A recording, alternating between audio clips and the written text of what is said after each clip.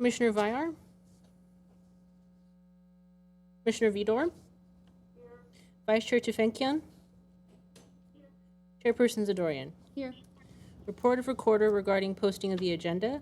The agenda for the July 16, 2020 regular meeting was posted on July 13, 2020 on the bulletin board outside City Hall.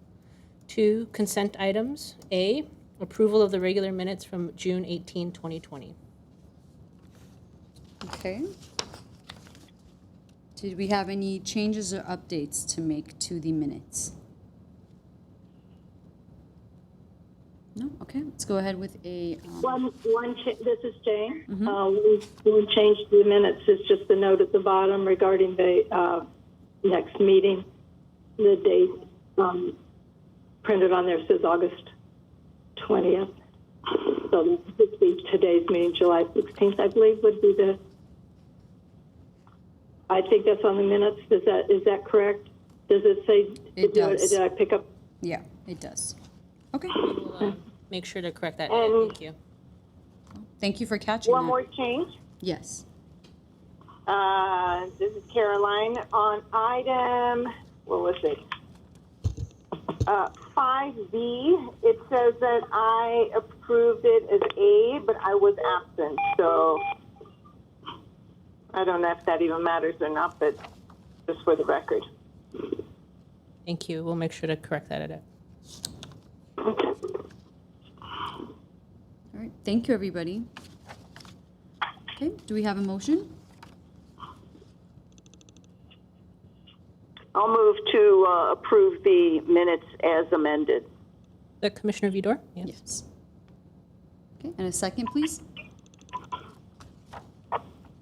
I'll second that. This is Commissioner Vyar. Thank you. Roll call. Commissioner Vyar? Yes. Commissioner Vidor? Yes. Vice Chair Tufenkian? I wasn't there, but I read 3 minutes, so I don't know if I can approve or do I need to pass? Director Schaefer here. I believe if you watch the video, you can approve. Otherwise, you should abstain. Okay, abstain. Chairperson Zadorian? Yes. Great. Agenda item 2B, approval of the special meeting minutes from June 30th, 2020. Okay, so this is from the meeting between me and Commissioner The Vidor. AHA. Okay. Do we have I'm assuming we just go ahead and vote on it, even if the other commissioners were not present? I believe you and Commissioner Vidor can motion and move it and second it. Okay, I'll make a motion to pass the minutes of June 30th, 2020 special meeting of the Arts and Culture Commission's Artist Review and Selection Committee for the Art Happens Anywhere program, second round of applications. I second. Thank you. I'll just do roll call, just to do. Commissioner Vyar? Yes. Commissioner Vidor? Yes. Vice Chair Tufenkian? I guess I would have to abstain. Yeah, wouldn't this be for just people who were at this meeting, which would be just 2 of us? Correct. I was just doing the roll call. I'm sorry. I apologize because of the delay here in the connection. Mike Grant, technically, Chair Zadorian and Commissioner Vidor, I mean, the rest of the members of the commission can vote for it. There's some authority for that, but if anyone wants to abstain, that's fine too. Thank you. Okay. So then we'll just have Caroline as, Commissioner Tufenkian as an abstain. And Chairperson Zadorian. Yes. Okay, agenda item 3, introductions and presentations. A, Library Arts and Culture events presented by Jennifer Fukutomi-Jones, Arts and Culture Administrator. So Very hard to hear. I have moved closer to my mic. Is your mic? Okay, great. Is your Thank mic? you. Your mic is on, right? Chair Zadorian? I believe Mine is so. on. Wonderful. Well, Here we are. So first up we have at the Adams Square Mini Park gas station currently installed is Bioluminescence Wonderment. Live painter and designer Jen Swain created this magical installation which brings the elements of under the sea, jellyfish, to the city of Glendale. Her creative practice involves using a variety of found art and light to bring the luminescent colors of the journey of the jellies into the local environment. The sea brings such unique life forms and with them harmony and peace and a story which each person can imagine and resonate with. The exhibit is currently installed and will be on exhibit through August 21st, 2020. So we've already had great traction and interest with the exhibit, so we're really excited to have this at the Adams Square Mini Park gas station. Next up, we have panel on racism, past and present. On Thursday, July 30th at 6:30 p.m., please join the City of Glendale for a panel discussion on racism, past and present.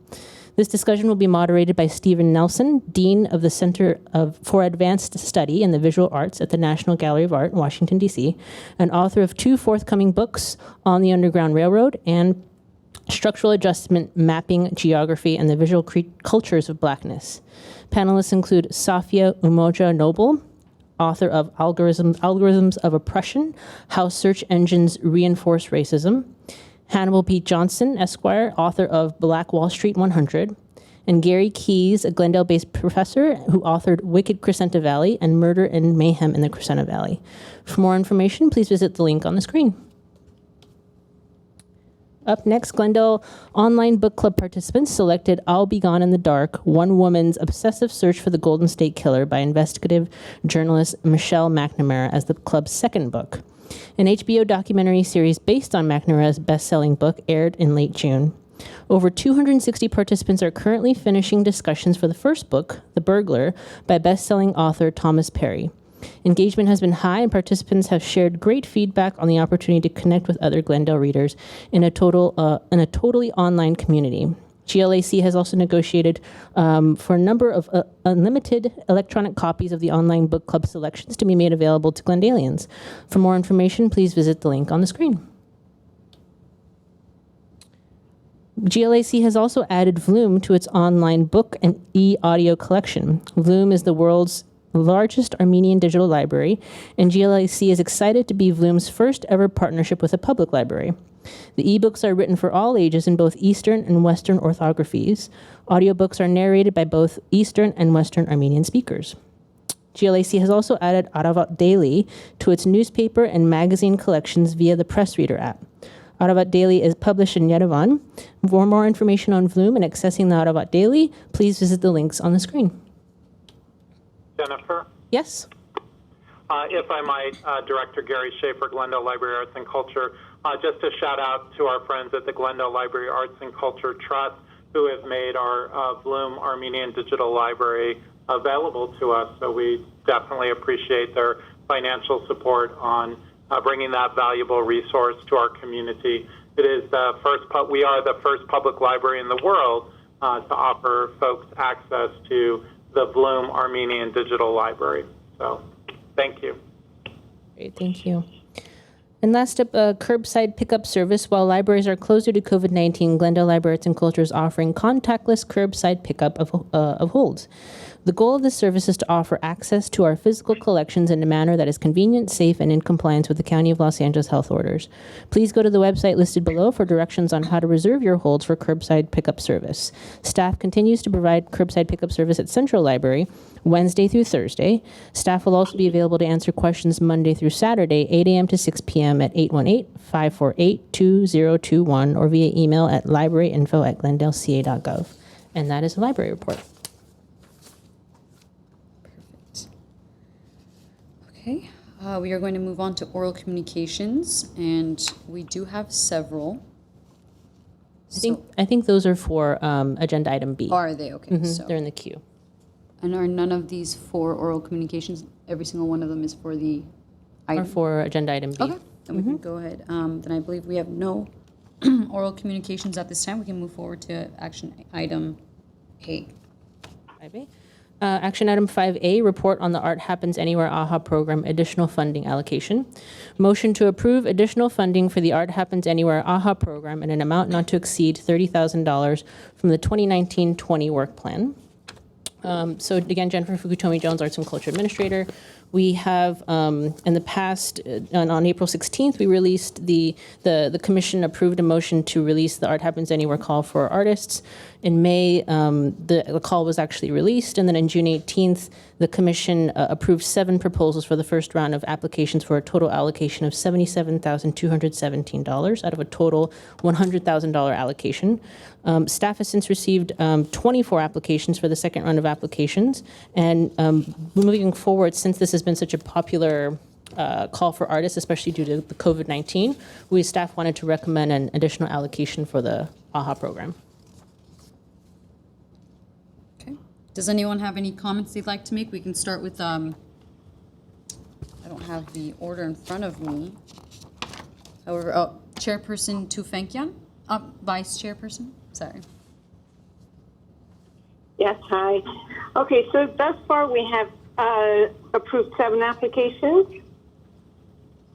Yes, at the last meeting, And, we approved 7. And this would allow for, actually we have, I think, 20-something thousand left, and then this would allow for another maybe 2 to 4 or 5 more applications.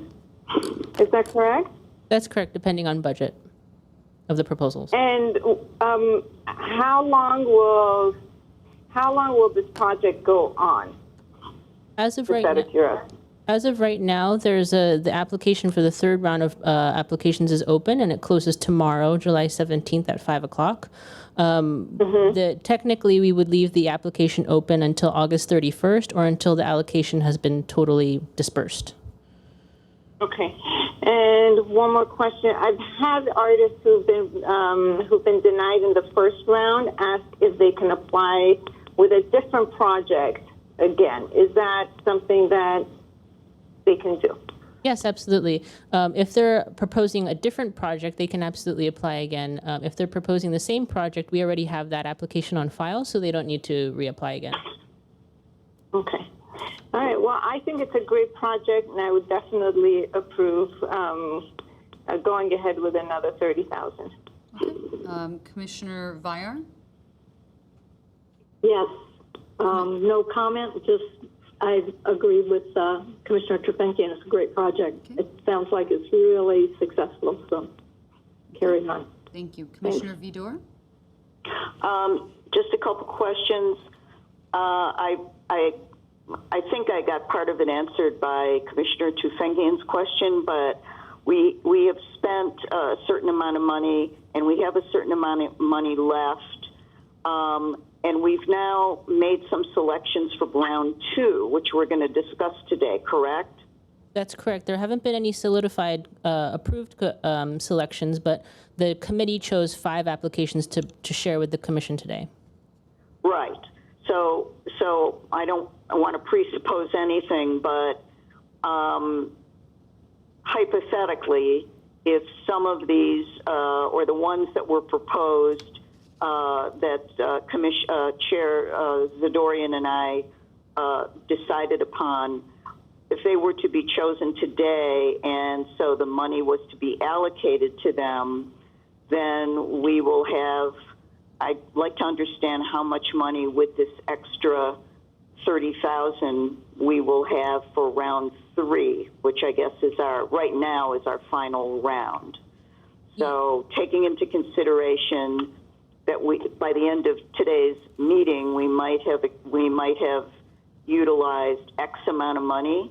Theoretically, what does that leave us with for round 3?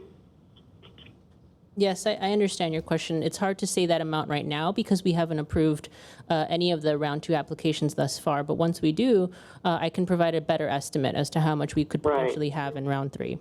Because it seems like, I mean, I know it's hard to take information that just gets decided at a meeting and then make further decisions on it. But would it not be better for us to look at what we have in round 2, discuss those and how we're going to move forward, and then talk about an amount to be added to the money pool for Art Happens Anywhere round 3? Well, I was actually thinking we go ahead and approve it, and if it's not used, I mean, it's just not used. Right.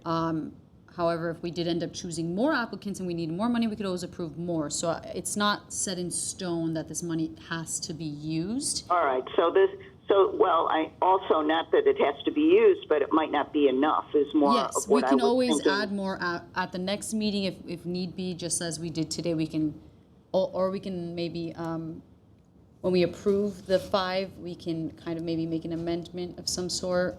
But I think it might be best to just wait till the next meeting, add more funds, and then we can move forward. Does that work for you? Okay, that's fine. Well, the addition of this money will give us right now a little over $50,000 to work with, so that seems fine. So I approve. Okay. Correct. Just for clarity, Commissioner Vidor, if the $30,000 is approved at this moment, then the total would be, the rest of the allocation would be $52,783, which is what you would move forward with for the round 2 considerations and potentially round 3. And as Chair Zadorian stated, if there is more funding that is requested, we could do that at the next meeting. Yeah. Thank you. Let's go ahead and, I guess, vote. Do we have a motion to move? Oh, sorry. I'll make the motion to approve additional funding for the Art Happens Anywhere program in an amount not to exceed $30,000 from the 2019-2020 work plan. Do I have a second? I second. Commissioner This is Vidor. Mike Grant. I'm sorry, who made the motion? Chairperson Zadorian, am I not allowed to? Yeah, Okay. you need to pass the gavel if you're going to do that. Okay, and there's no one to pass the gavel to, so can someone else please make the motion? This is Commissioner Vire. I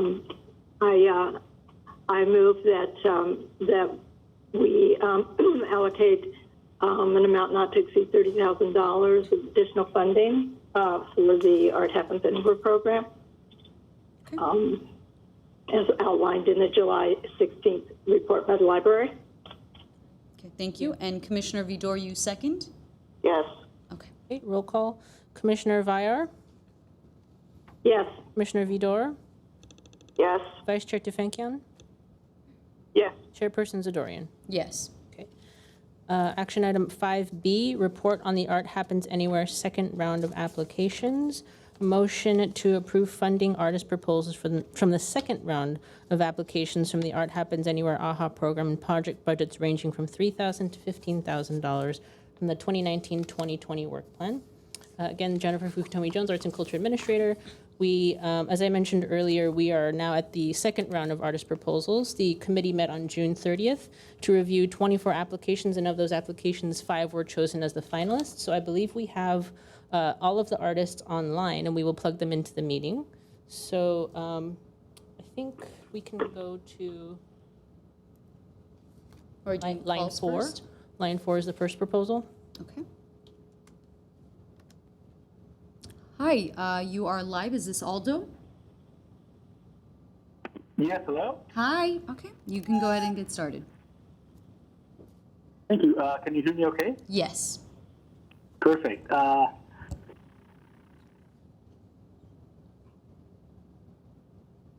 Do you want to give us a brief background on the piece, the skate park mural?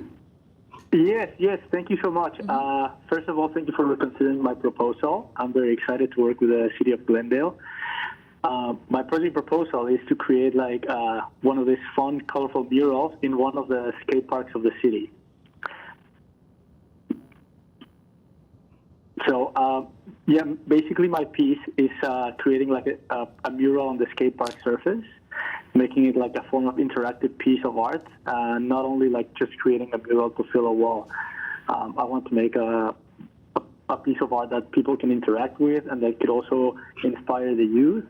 So that is my proposal. I believe you have more information about it on the document that I submitted.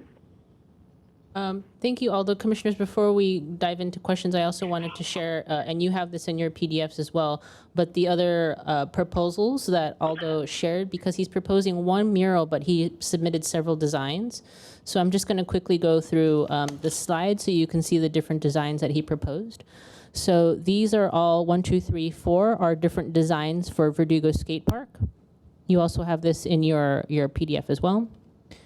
5 and 6 are also for Verdugo Skate Park. And then Chevy Chase Skate Park, items 1 and 2 is what he's proposing. and then 3, 4, 5, and 6. So there's a total of 12 designs for 2 different skate parks. But right now, we'd only choose one design for one mural at one skate park, for clarity. Exactly. Okay, should we dive into questions? Vice Chair Tufenkian, did you have any questions? Which skate? I guess we have. Do we have more than one skate park in the city of Glendale? I'm not sure. I know about the one in Vertigo. Is that where this would be? He's proposing 2, I'll let Aldo jump in, but he's proposing either location. There's one skate park in Verdugo Skate Park, and then there's another Chevy Chase Skate Park. So there's 2 locations. Okay. And I guess have you done any of these before? Are there examples in LA that we could see? I haven't done a skate park before. I've done murals in walls before, and I've done objects. I've done like a big school bus and things like that, but not a skate park. Okay. Well, I love the idea. I think it's very fun, and I think it would be great. Thank you. Thank you. Thank you. Commissioner Vier? I was wondering, you mentioned that this design, or I don't know if you meant all of your designs, provide for interaction. And I'm wondering, can you describe an example of the interactive piece of your artwork, please? Sure. I think that mostly, like when you see a mural on a wall, it's just more like you're just walking by or driving by and you see it. But when you have something on a floor or where you're going to be there with your friends and having fun, then it allows you to just be part of that piece when you're skateboarding or when you're, let's say, playing basketball, if it was a basketball court. It just creates a more dynamic vibe on a park, and also something that draws people to go to because it's such a large mural on a big surface that everyone wants to be there, take photos, and it just creates like a positive space for the community. I see. And how does that paint hold up with skaters going over it? Is there some kind of a protective, a hard protective shield, or do you know how it can endure, how it holds up? Yes, so we're going to use like a concrete paint, and it's special because it has also a shield that provides like adhesion for the wheels as well as resist like all this like tire marking because it's made like for concrete and just pedestrian and vehicle traffic. So it will allow for us to keep the paint like as preserved as possible. Okay, thank you. I'm having trouble hearing, so if anybody needs any clarification on that, go ahead and ask for me, please. Okay. Commissioner Vidor? Yeah, hi. I'm sorry. I forgot your name. Could you tell me again? It's Aldo. Pardon? Aldo. Aldo. Sorry. Okay, that's okay. It's kind of hard to hear. But I wanted to ask you, are you yourself a skater? Do you go to skate parks? Have you been, or do you know people who have done this? Have you interacted with skaters? Yes, definitely. I grew up skateboarding since I was a kid, and yeah, I mean, I'm still involved with the skateboarding culture. I have a lot of friends that skateboard. So yeah, that's why I want to do a skate park, because I think it's very cool for all the community of people that skateboard to have a cool place to go to. Mm-hmm. Yeah, I agree, and I think your designs are beautiful. I certainly agree with any of them, and as long as I'm not sure. I didn't hear the whole interchange with you and Commissioner Vier, but I think there was some question about the durability of the paint and how long it would last, and if this is, how permanent or temporary this type of thing, given the wear and tear it's going to get, is going to be. So I'll let you answer that. But I'm also interested as a non-skater in a skate park myself. I assume that understanding the terrain and the topography of the landscape is very critical to doing a great round or circuit or whatever you call it when you skateboard, but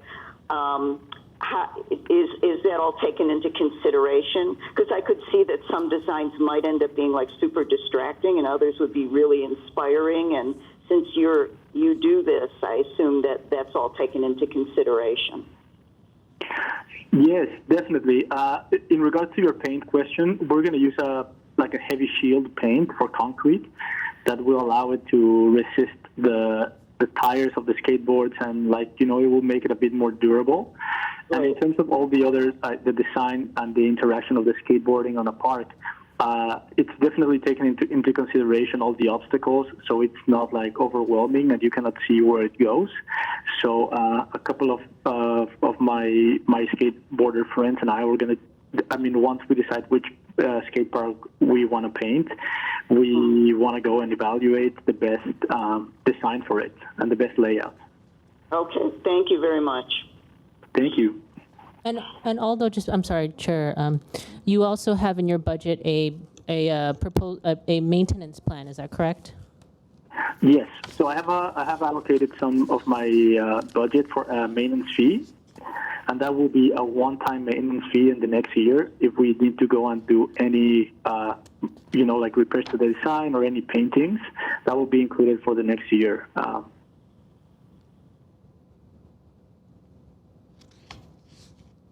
Okay. So I know during our meeting, there were several questions we had for you to ask the artist. So were there any specific for this artist, or, because I'm not remembering now? I don't think there were specifics for this artist. Okay. Well, I love this piece, and I would like to go ahead and probably move on to the next one. Thank you for calling in. Just stay tuned until the end when we make a vote on the pieces. Thank you so much for calling in, Aldo. Thank you so much. Sorry if you couldn't hear me too well. No, thank you. Sorry, that's our problem. Thank you. Bye-bye. Have a great day. Okay. Line 2. Line 2. This is Mara from the Glendale Youth Orchestra. Hi, Mara. You're on the line. Hi, my name is Mara Kelly. I'm from the Glendale Youth Orchestra, and I'm president of the board. And our proposal is GYO in pieces. Due to COVID, we've had to pivot our program from a whole orchestra into chamber groups, which will happen this fall. And our proposal is to film the chamber concert at the Alex Theater, where we're a resident company, and then show it on our social media and our website, and on the City of Glendale website, obviously, if our grant is approved. And it would be filmed throughout the Alex Theater, groups of different sizes, all socially distanced.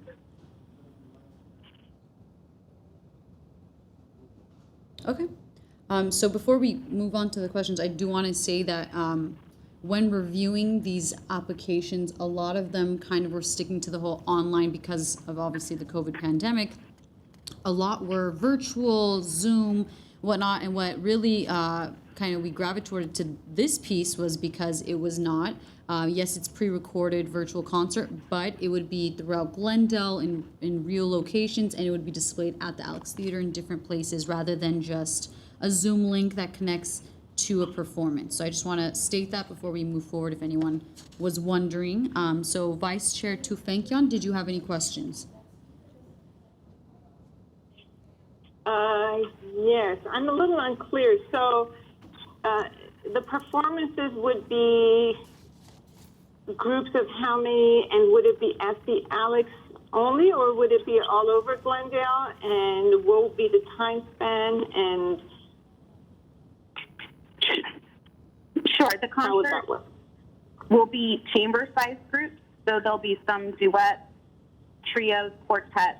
I think no group would be larger than 10, but it would be filmed throughout the Alex Theater, so maybe the brass in the balcony or in the courtyard of the Alex, and it would be pre-taped on November 8th, and then edited down, and there would also be interviews with our members, telling their musical stories. So we've had to we can't do a whole orchestra due to coronavirus. So this is us reprogramming our program. Mm-hmm. Well, typically I'm kind of not that enthused about watching performances on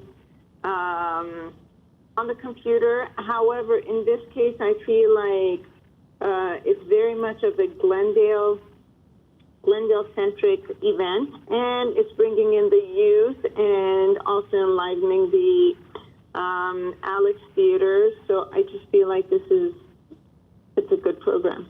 So thank you for bringing it up. Thank you. Thank you. Okay. Commissioner Viar? Oh, it sounds lovely. Thank you. I don't have any questions. Thank you. Commissioner Vidor? Hi, thank you very much.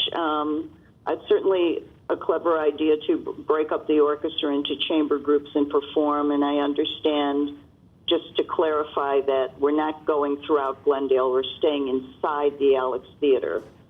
Correct. And I'm interested to know what aspects, just a little bit more about how this is going to be publicized and rolled out, which is probably to some degree the sponsor, which would be the commission's responsibility as well as yours. But, you know, is this going to be a live performance, or is it going to be something that will be available on an ongoing basis at a certain virtual location? And then my second question has to do with the budget. How did you derive your budget, and what is that partially rental of the Alex and stipends for the players? I'm just interested to know how the budget, what comprises the budget. So Sure. Did you get my two questions? I did. Okay, thank you. So we're going to film it, and then it will be put on our website, where it will live for forever. I don't know, for a number of years, I suppose. But we will do kind of a debut, you know, but we will also publicize through social media, through publications like the new version of the Glendale News Press, the Daily News, the CV Weekly. Those are our normal places we outreach to when we publicize our concerts. The Glendale Arts and the Alex Theater normally always announce our concerts in their email blast as well. The budget, the Alex Theater rental fee is one of the largest components of our budget, which is pretty standard for any of the 3 concerts we do every season at the Alex Theater, which includes the rental fee plus the labor of the Alex Theater staff, the crew. And then there's also, in the budget, I included Henry Shin, who's our conductor and musical director, part of his salary for the concert prep and teaching, and then the crew who would film the concert, and all of that goes into that, and the music for the concert, I believe, are the components of the budget. And then some publicity, obviously, would have to be. Okay, I thank think you. I got all of what you were asking. Did I miss anything? No, you answered my questions. Thank you. Thank you. So I did have 2 questions. Well, actually, sorry. One is a statement. We can also get it, of course, on GTV6, which would be displayed publicly to all City of Glendale residents. And so my actual question was, this pre-recording, I would assume you would be okay with having the Arts and Culture logo design also on the video, just to represent that this is sponsored by and presented by the Arts and Culture Commission. Yes, of course. Okay. Okay, those are my only questions. Thank you. Did you have any comments? Jennifer, I think you had asked that there may be a live component to a live audience. Yes. Obviously, at this time, all theaters are closed to audiences, but if come November we could have an audience of some size, we would love to have a live audience when we film the concert, even if it's, a 10% audience or something like that. Yeah. I actually think one of the questions that we did have was in regards to not just the audience, but where else we could display this video. We were, I think, just, talking, just thinking out loud. Sorry, is that us or should I have, can you please mute any other noises? My question was, sorry, if we could find a way to display the video in Glendale somehow, I think we had discussed where there are places that we could project onto walls so that City of Glendale residents could be walking and they hear this orchestra playing, and all of a sudden they turn around the corner and they see this huge projection of just on a big wall in Glendale. So I think we were also discussing that, and we want to try to do that. Is that something you'd also be okay with? Yes, of course. Okay. All right. Just for clarification, that would be a separate a budget to project on a different wall. This budget of $14,900 is just for the pre-recorded concert. Yes. Yeah. Well, I think that we were assuming there's places within City of Glendale that might have these projections where we wouldn't be. Right. But if there are any other additional costs associated, Yes, it wouldn't yes. come out of this budget. Okay. Okay. Then, This is Arlene. Can I, the last question triggered another question for me. Can I ask one more question? of course. Okay. So you mentioned that recording the concert and the possibility of a socially distanced live audience. These are different pieces that are going to be done by different chamber orchestras. So am I to understand that it's not just one concert, it's like separate filmings that are going to take place in different parts? So how would a live audience work for this? So it would be, our normal GYO concerts are 2 hours at the Alex Theater. So we've broken essentially our ideas to take our 50 members and break them up into groups, and each group would play one piece. So giving all of our members the opportunity to partake. So they just will be coming onto the stage or the venue, one group at a time, one after Correct. another. Okay. Thank Correct. you. Okay. This is Director Schaefer with a question. Yes. Just wanted to make sure the proposer would be amenable to the city also posting this at least for a set period of time on the Arts and Culture Commission website, or something like that, or at least linking to it. Yes, of course. Oh, thank you. Thank you. Yes, great question. My understanding, and Mara, you can correct me if I'm wrong, but that the video would also be embedded on the Arts and Culture Commission's website. Yes, we have no problem with that. Okay. Thank you so much for calling in and answering all of our questions. Thank you very much. Have a great day. Bye. You too. Okay. What? Line 5. Hi, you're live. Hello, Hi, is Connie? Connie? Yes, this is me. This is Connie Lane. Hi. Hi. Hi. Okay, I'm a visual artist. My proposal is titled 5,000 and More. It's an installation that serves as a memorial tribute for those who died from the coronavirus in California. So the idea is borrowed from the Chinese concept of folding the joss papers into gold and silver ingots as an offering to the deceased. So I intend to fold more than 5,000 joss papers into individual shaped ingots that are tied onto long strings to create a rectangular structure hanging from the ceiling. So viewers are encouraged to go inside the structure for a personalized memorial experience. So the boxes used to store all the ingots will be part of the installation too. They are divided and then categorized into different ethnicities to illustrate a wide range of lives lost from the coronavirus.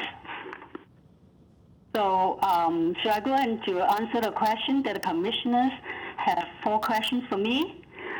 So question number 1. So it's a volunteer needed to complete the project.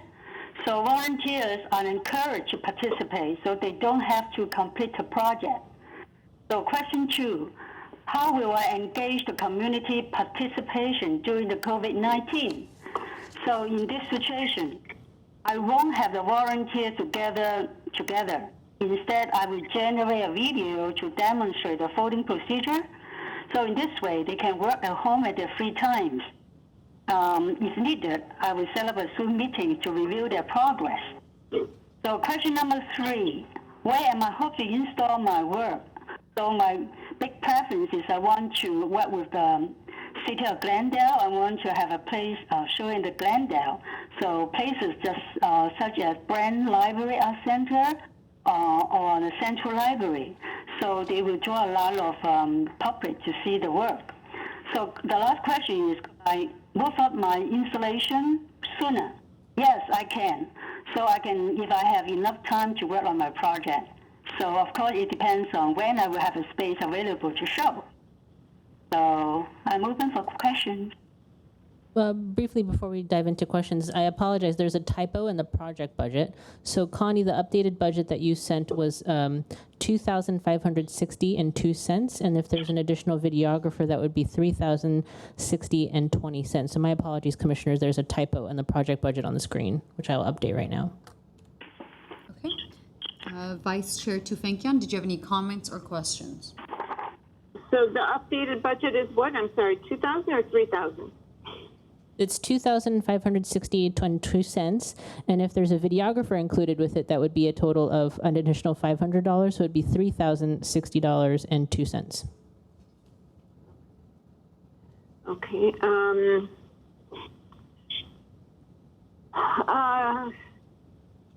I just wanted to know a little bit more about Connie. If you can tell me what you did.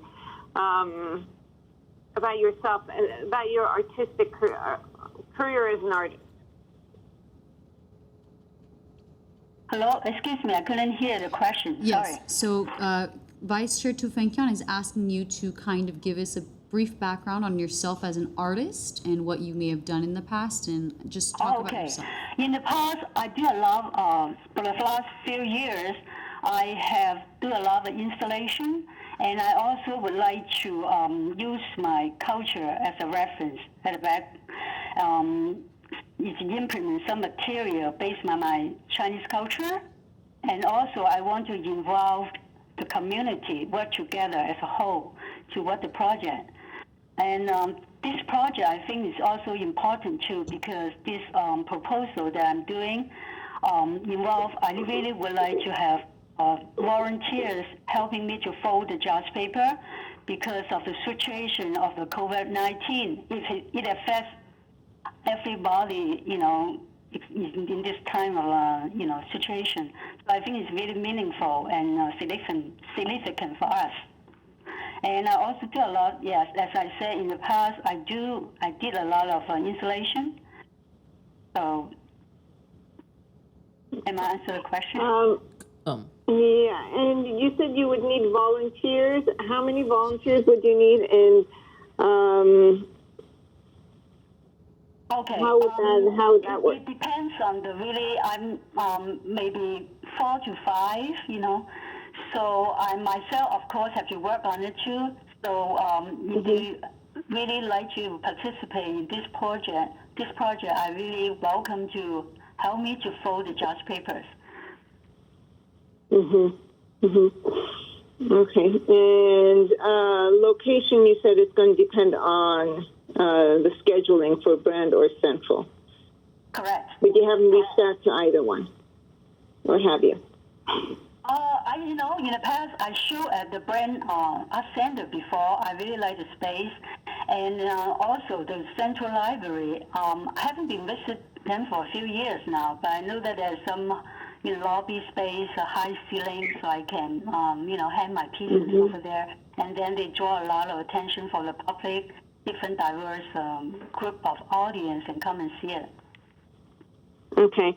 And from another question about the installation itself, I see that some of them are rolled up and some of them, are those stacks of the joss paper?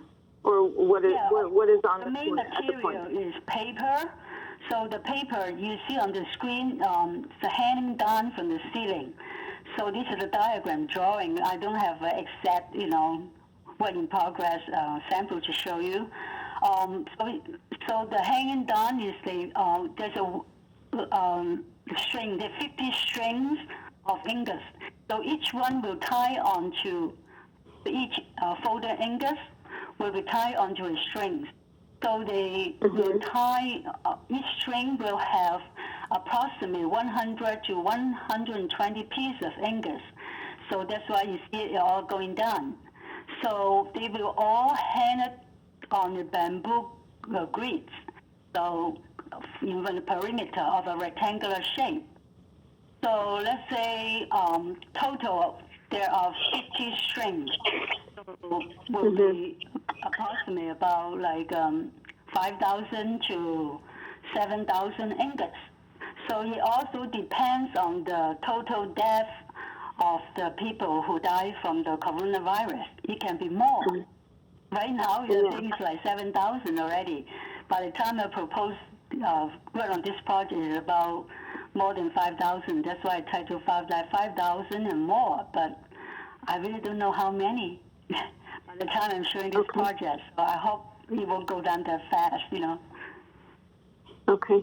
And excuse my ignorance, but is there a significance of hanging them in that way or rolling them up in that way? Is that what is typically done with joss paper, or is this an artistic, creative? Okay, all these strings of ingots will hang on a bamboo grid that I created. So they hook it on the grid, and then you can hang it up to the ceiling with some device like, it's not so heavy because the primary material is papers. So it's under 10 pounds, I would guess, and then with a hand on the four corner with fish line up to the ceiling. Okay. No, my question was, is that typically done in that way, or is this an artistic expression? Oh, no, this is an expression of my idea, my visual expression. I want to aesthetically, have immersive environment for people. The audience can go around the installation, and also they are also allowed to go inside. So they were surrounded four sides by the other ingots. So there's a special feeling. They have to, provoke a special feeling for them. Yeah. Okay. Thank you. Thank you. That's it for my questions. My apologies, Commissioner Vire. Before we jump in, just for a time check, we have about 2 minutes left. Each artist is supposed to be given 10 minutes, so we're at a time check. Thank you. Oh, sorry. No, that's okay. Great Commissioner questions. Vire? Then I'll just pass, no question. Thanks. Commissioner Vidor?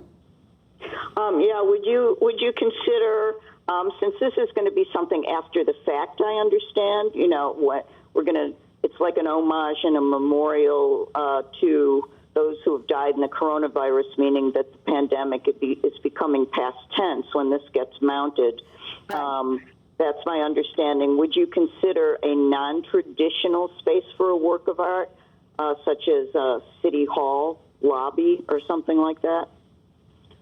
Well, we want to see the space first, because besides the hanging piece, there's some boxes I would like to display too, because those boxes next to the hanging pieces, are they related, the whole thing? Because the boxes that on the diagram that you see, is they are stored the ingots in the box, and I will use the boxes to illustrate the number of people who die from the different ethnicities based on the box that I divided and categorized into different groups. So I will consider and want to see the space, of course, Okay, thank you. Thank you very much. Did you have any comments? Okay, thank you very much for calling in, Connie. We very much look forward to possibly voting and seeing this displayed. Okay, then. Thank you. Have a great day. Bye. Going to line 1, Corey Siegel from the Museum of Neon Art. Hi, Corey, you're on the line. Hi, I'm Corey Siegel. I'm the Executive Director of the Museum of Neon Art. And what I am proposing is a drive-through arts festival. Can you all hear me? I'm hearing some feedback. We can hear you. Okay, Yes. Great. So the Drive-Through Arts Festival is a car-centered public festival aimed at providing live, bite-sized art and cultural experiences to viewers from the comfort of their automobile. I am hoping that we can put this on July 10th and 17th, 2021. Hopefully by that point in time, it will be safer for people to move about and participate in an in-person way, but it's being proposed as a way that if things continue on, we can have a safe way for all people to experience these bite-sized pieces of entertainment, education, and art throughout the city of Glendale. Thank you. Let's go ahead and maybe move on to questions. Vice Chair Tufenkian, did you have any questions or comments? Yes. What would these bite-sized experiences be? Is it something, for example, by the museum and see it, and then maybe something 3-4 blocks away, or how would that be? Yeah, that's a great question. So far we have confirmed a cellist, the Bob Baker Marionette Theater, neon historians, spine twirlers, an inflatable sculpture, and rockabilly performers. We've also been talking to Brand Arts as hosts and possibly presenters, and many different neon artists that will be showing their work. So the intention is to have the event take place all throughout Glendale, from Brand Arts to Mona to maybe even the Wilderness Park, so that people can really get a look at all of what Glendale has to offer, and there can be many different points of entry for the artists as well as the organizations. So kind of like a drive-by arts walk or something.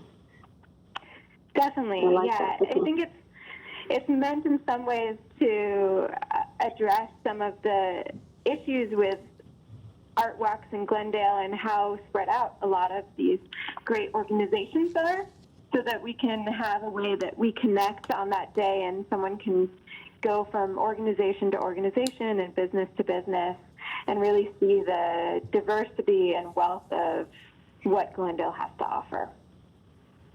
And would there be a map or some kind of a guide that people would know where these little events are? Yes, there'll definitely be a guide. It will be available in print form as well as digitally. And we're working on, right now we're working on translating all of our resources into Armenian and Spanish, and we're also working on various other languages.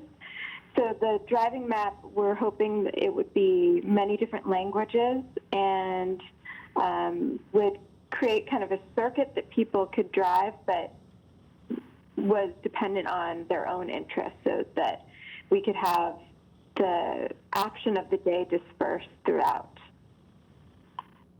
Very good idea. Thank you.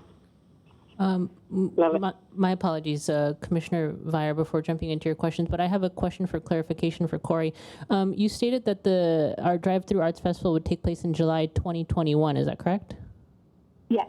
Per the call for artists for AHA, the timeline was from June 2020 to June 2021. So this would be outside of the scope of work. June. So I'm sorry. She said June is fine. June is fine. Okay. Thank you for accommodating. Thank you. Commissioner Vire? That was my question, was the date. Thank you very much for clarifying. Thank you. Commissioner Vidor? Okay, thank you, Corey, for the presentation. I have two questions. One is for you, and that is, Did you were including the Brand Library and Arts Center as a destination, so we'd be going in a pretty large drive around the city then? Yes.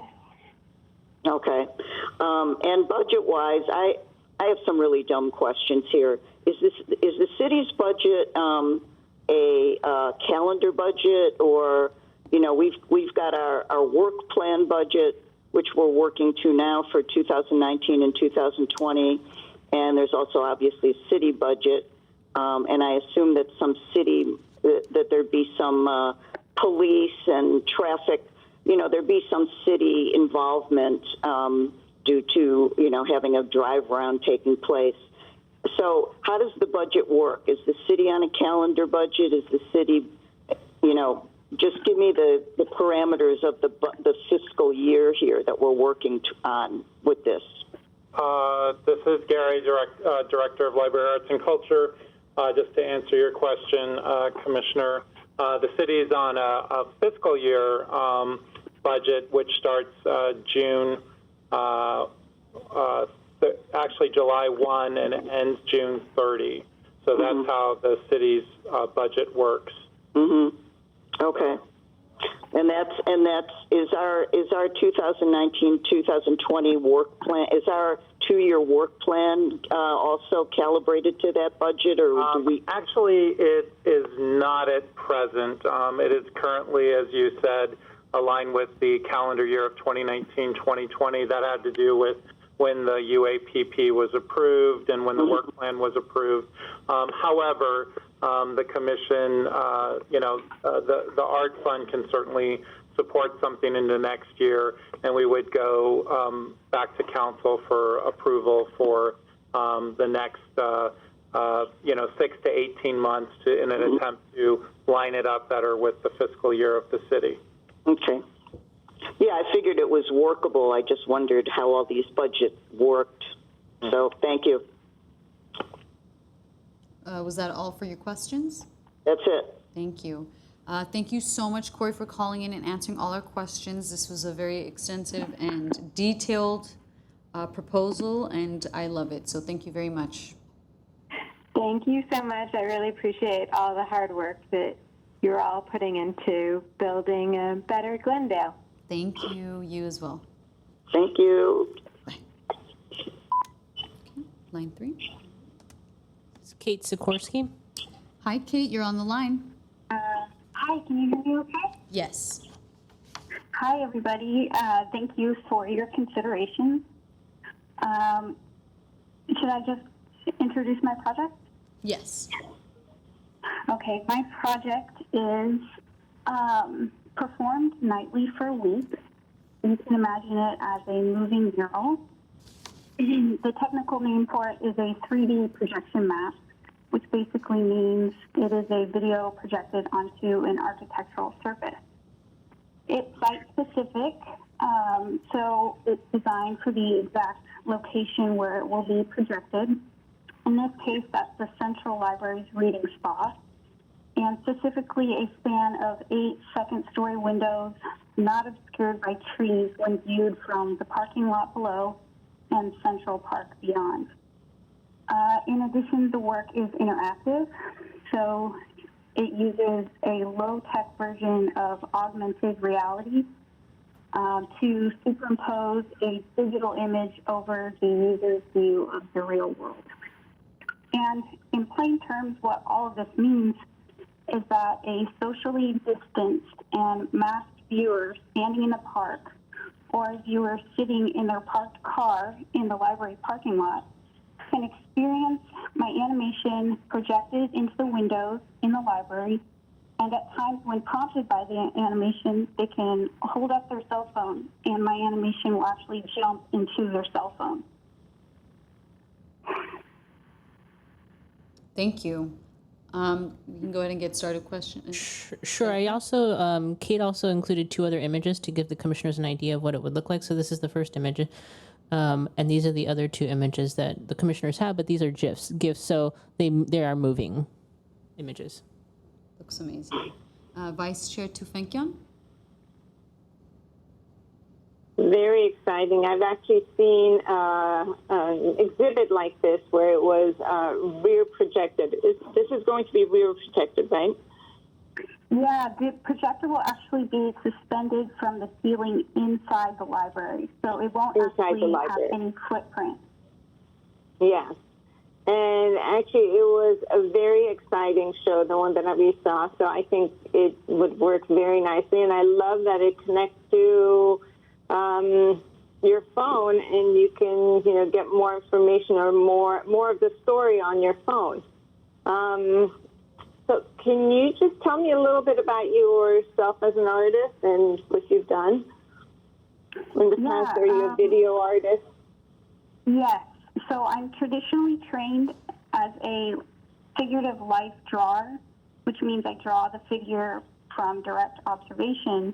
But I've always incorporated cutting-edge technology into my work to try to bring it to more audiences, since accessibility is something that's also important to me, as I'm really interested in the ethics of art as well as what the art is. Very nice. Okay. Thank you. Thank you. Commissioner Viar? I see that so this is an augmented reality performance, and how long is it just one performance, and how many minutes does it last, and how you're playing it throughout the evening over and over? Is that correct? Well, it would be for an entire week, and it would run nightly. I've done this once before, back in May, at a drive-in exhibition that I conceived of, and the animation ended up being less than 3 minutes, but it looped so that people could come by, interact with it, and then move on. So there's always a moving audience, so nobody's at risk of contracting anything by being next to each other for too long. I see. Okay, thank you. Thank you. Commissioner Vidor?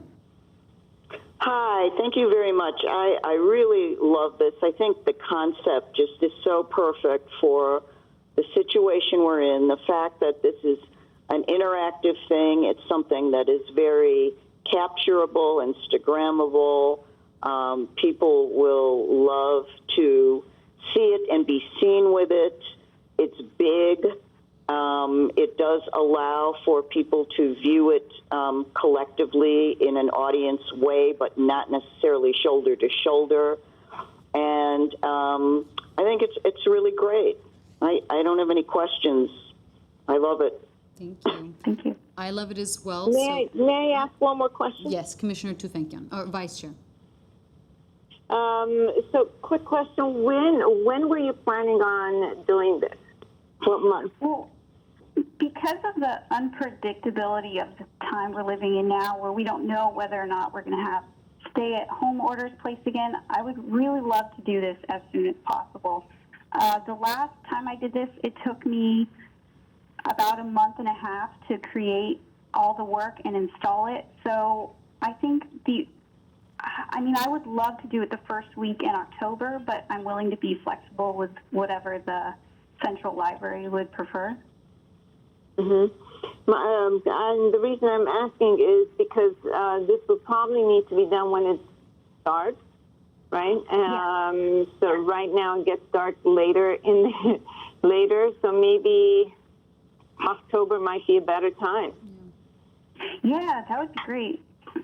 Yeah, very good point, Vice Chair Tufenkyan. Thank you. So thank you very much for calling in. One question, just Kate, can you briefly describe the production details of the projector and where that would be located? I know you told me on the phone, but I'd love the commissioners to know that as well. In regards to the projector as well, I believe you would be renting the projector. Is that correct? Yeah. In my initial budget, in my research, I found this crazy sale where one was actually cheaper than renting, but I completely understand that the city would not like to do that. And so I called a bunch of different companies, and from what I find, to rent a projector, a minimum $3,000, but it can be done. And the company would come and install it with me in the library. And it's possible that I might need to use a stitcher, which basically brings two projectors together because of the large size. It all depends on what I can do for the budget, but typically I will be using what movie theaters and really big churches or concerts use for a projector. It's called a large venue projector. And that would be hung from the ceiling, is that correct? It wouldn't take up space in the reading spa? The special hardware and the projection rental company would come out and do that since this equipment is so expensive. Okay. Thank you very much for answering all of our questions. Yeah. Thank you. Have a great Thank you, day. everybody, for your time. Thank you. Have a good one. Bye. You too. Okay. So what did we do last time? Did we go down each one, or do we just? I believe we asked each commissioner which They was would their. like to approve? Okay, so using the numbers obviously 1 through 5, if you guys, I'll go through with each commissioner, state which ones you would like and which ones you would not like, and then we can discuss and obviously come to a resolution. So Vice Chair Tu Fengkian. Am I going through all the ones, or? You can just state which ones you want and which ones you did not want and why you did not want, maybe. Number 1 is yes. Number 2 is yes. Number 3, I wasn't too crazy about, even though it's very timely. 4 is the, wait, 4 is the drive-through, yes. And 5, I think, is very exciting, yes. I'm sorry, can you repeat that? So 1 was yes, 2 was no? No, all of them were yes 2 except was for yes. 3. Except 3. Got it. Okay. 3, not too, I mean, it's nice, but I'm not too crazy about it. 3 was the GYO. 3 was the ingots. The ingots, okay. Right, yeah. Okay. Director Schaefer here.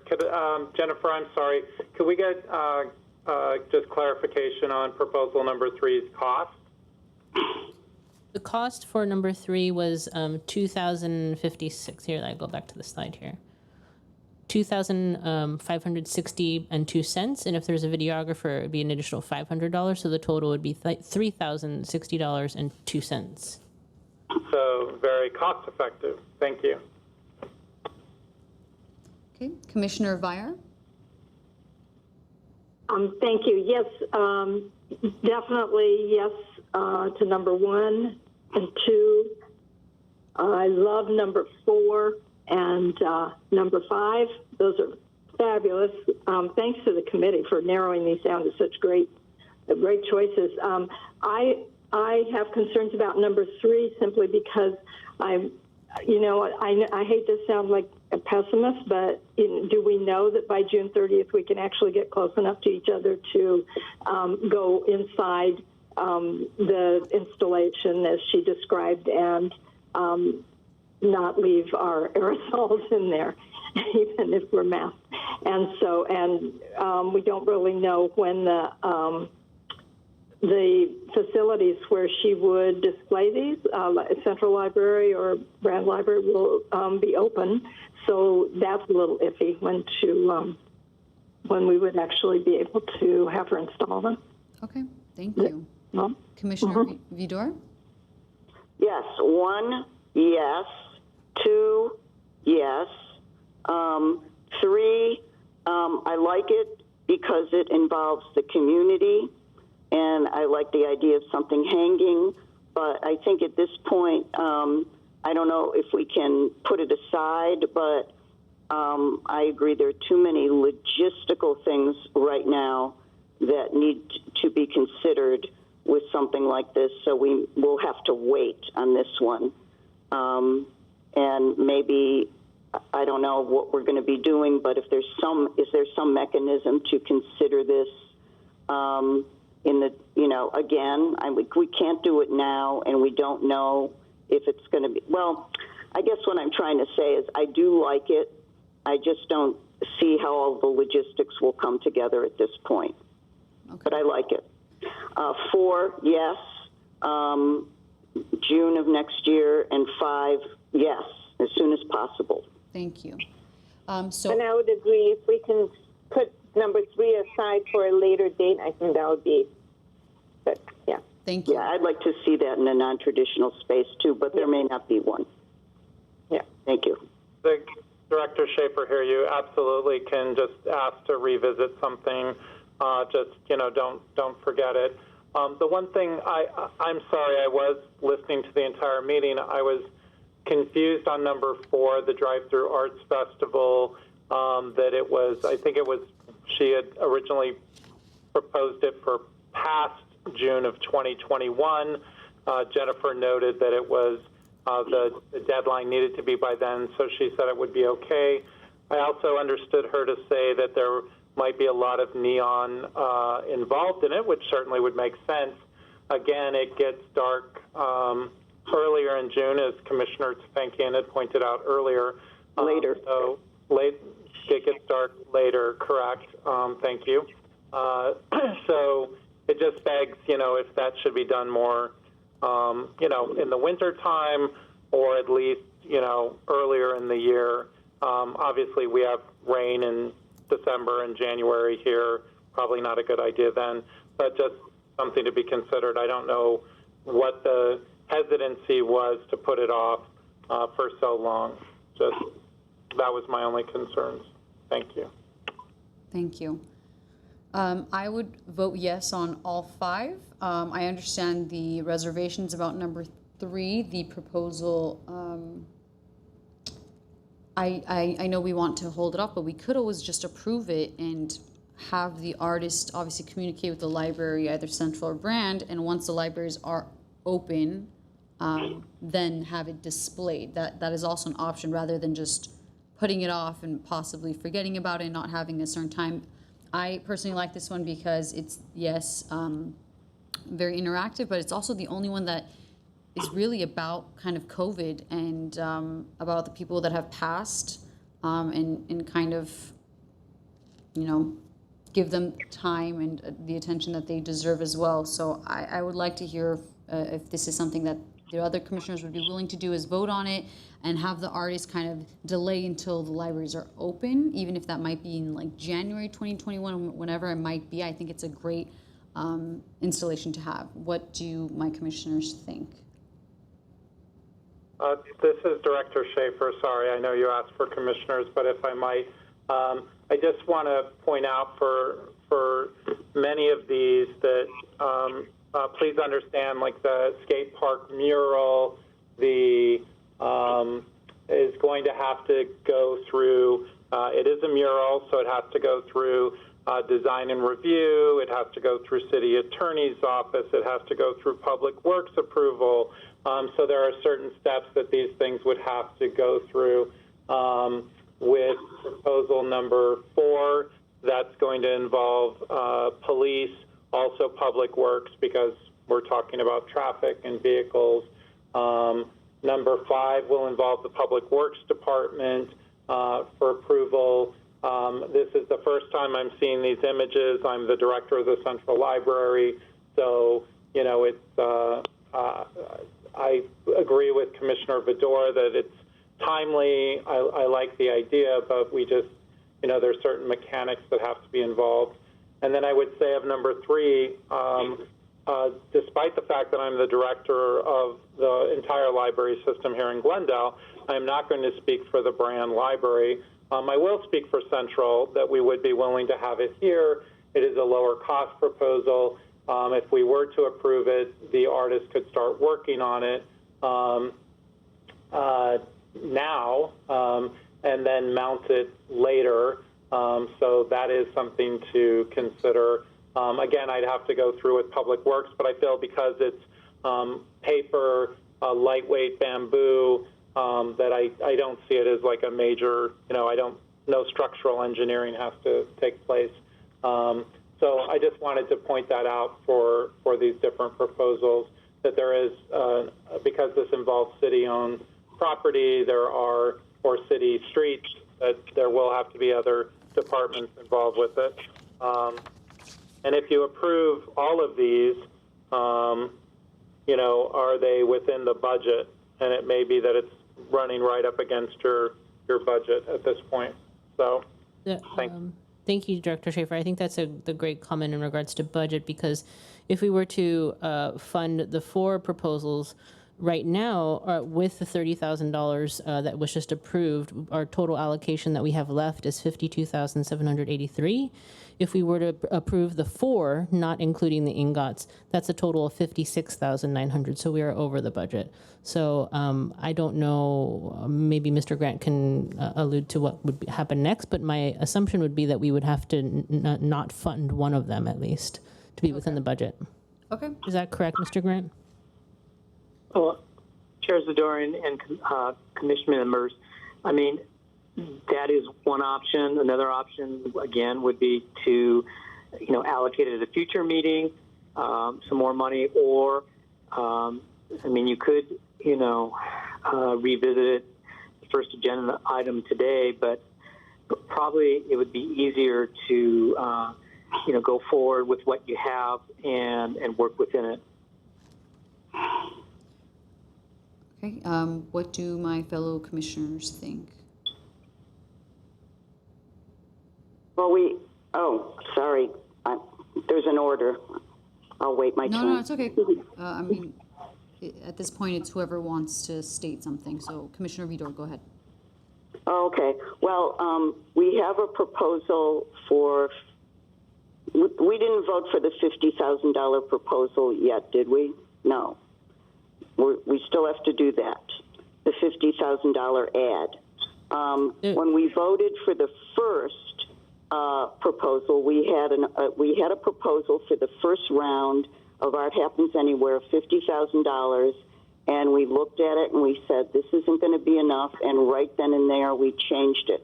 So I think when we get to the agenda item where we're going to look at the $50,000, now that we know we've got a bigger chunk of artwork on our plate, I think we should just have that discussion and see what comes out of it, because we will have a right to change that number if we wish, correct? As of, we just approved a motion for agenda item 5A for an additional $30,000 for the AHA budget. So right now there's a total allocation of $52,783. Wow. So we, as I mentioned earlier, if we were to fund the 4 that the commissioners all agreed on, that's a total of $56,900. So we are currently over the budget. Right. Okay. I got myself all confused. Yes. No. I would agree. I'm with you. I agree. We would have to. Let's just go over this again, and everybody can give their opinion. Well, I'm confused. So without I confused you. I'm really sorry. No, you didn't. No, you didn't. So proposal number 3, if we did not include it, we are under budget, or we're at budget. But if we do include it, we're over budget. No, sorry. Apologies for the confusion. So the skate park mural, I'll just go through the budgets of how much each costs for clarity. The skate park mural costs $12,000. The Glendale Youth Orchestra costs $14,900. The Drive-Through Arts Festival costs $15,000, and Kate Sikorsky's last was $15,000. So with those 4 proposals, that total is $56,900. So we're already over budget. Regardless, yes. We'll have to add to the budget. So I'm in favor of voting for all 5, but please let me know if you disagree. I'm in favor of voting for all 5, but deferring number 3 until later, so that we're budgeting for the 4, but not number 3. Just 1, 2, 4, and 5. Can we do? Yeah, I would do 1, 2, 4, and 5. Defer number 3. However, we have another round of applications that are coming in, and I'd really like to see what else is coming in rather than. Okay, then you know what? I agree with all of you, and we can go ahead and do that. And we'll vote for 1, 2, 4, and 5, and defer number 3. But again, as I mentioned, 1, 2, 4, and 5, the total allocation is 56,000. Yeah, we'll still need So- to add to the budget. So we so- can vote on that at the We'll next still meeting. need that, right. Right, So add that as an agenda item for the next meeting, and we can add to the budget, and we'll also get the third round of applicants as well. So I'm sorry, And Mr. Jennifer, could we maybe, the ones that we're deferring, and if we have any that we've deferred in the past, I can't even remember, can we put them aside to revisit at a future meeting? Yes, we can do that. I think, Mr. Grant, I would just need clarification in regards to, because we're over budget, can we still approve a motion with these 4 proposals, or would we need to move one of these proposals to a later date? Chair Zadorian and Commissioners, I think you'd have to move it to another date. Oh, So I would recommend. Or approve, Oh. you could approve, let's say, one of them, subject, and you could reduce the amount and then subject to an increase at a further meeting to replace maybe the amount that you deduct. That's another option. so I have a proposal. Why? And I hope Corey with Museum of Neon Art would be okay with this, because that it would be in June 2021. Maybe let's vote on that one next time. Is that Yeah. possible? Let's defer that one as well. I hope should be okay with that, and let's vote on the other 3, which would be more immediate, so they can get started. Right. We can vote on the next one at the next meeting. Just for clarity's sake as well, for the first round of proposals, I don't know if commissioners remember, there was a proposal called Army Koshi, and it was intended to be in April, May, June of 2021, and we decided not to include that as far as the Art Happens Anywhere for this year. So for clarity's sake, for both proposals, is there a reason why we're considering Mona versus the Mikoshi, even though it was the same time frame? Well, we're going to vote on it still next month, correct? We told the Army Koshi proposal that it would be next year that they should apply, and their proposal wouldn't be considered for this year. Okay, so that one's a little separate because we're not even considering it yet.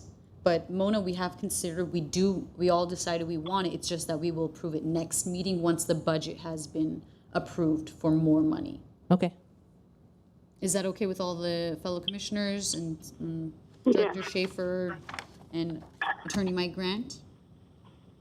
Sure. Okay. All right. So for right now, we're deferring Corey's project and Connie's project. Yes, so number 3 and 4 will be deferred. We'll vote on 1, 2, and 5, and we will vote on the other 2 possibly at the next meeting once we have allocated more funds. Okay, do we want to make a motion?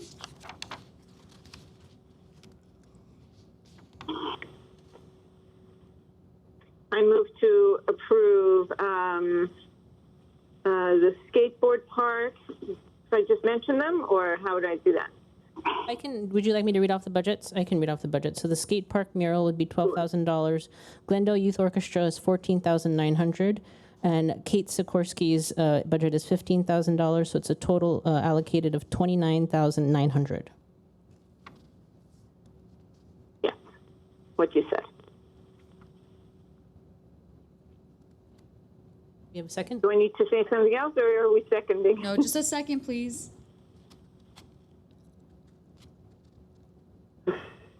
Commissioner Varner, I second. Okay, Commissioner Vier. Roll call, Commissioner Vyar, Yes. Commissioner Vidor, Yes. Vice Chair Tufenkian, Yes. Chairperson Zadorian. Yes. Agenda item 5C, report on the Black History Month call for artists. Sorry, one more thing. Do we need to note also that we are deferring the other 2, just so we don't forget them? I have noted that, and I'll make sure to include that in the next meeting. Okay. Thank you. Agenda item 5C. So at the regular Arts and Culture Commission on June 18th, 2020, the commission discussed the possibility of opening a specific call for artists during Black History Month, February 2021, which would amplify Black artists and experiences. If approved, the staff would reach out to potential artists and partner organizations to ensure that there's an authentic community-engaged process in developing this call for artists. Staff could present a draft call for artists at the regular Arts and Culture Commission meeting on September 17th, 2020, with the goal of releasing the call for artists in September 2020. The call for artists would be open approximately 1 month, October 2020, and in order to review applications and launch proposals during Black History Month in February 2021. Okay.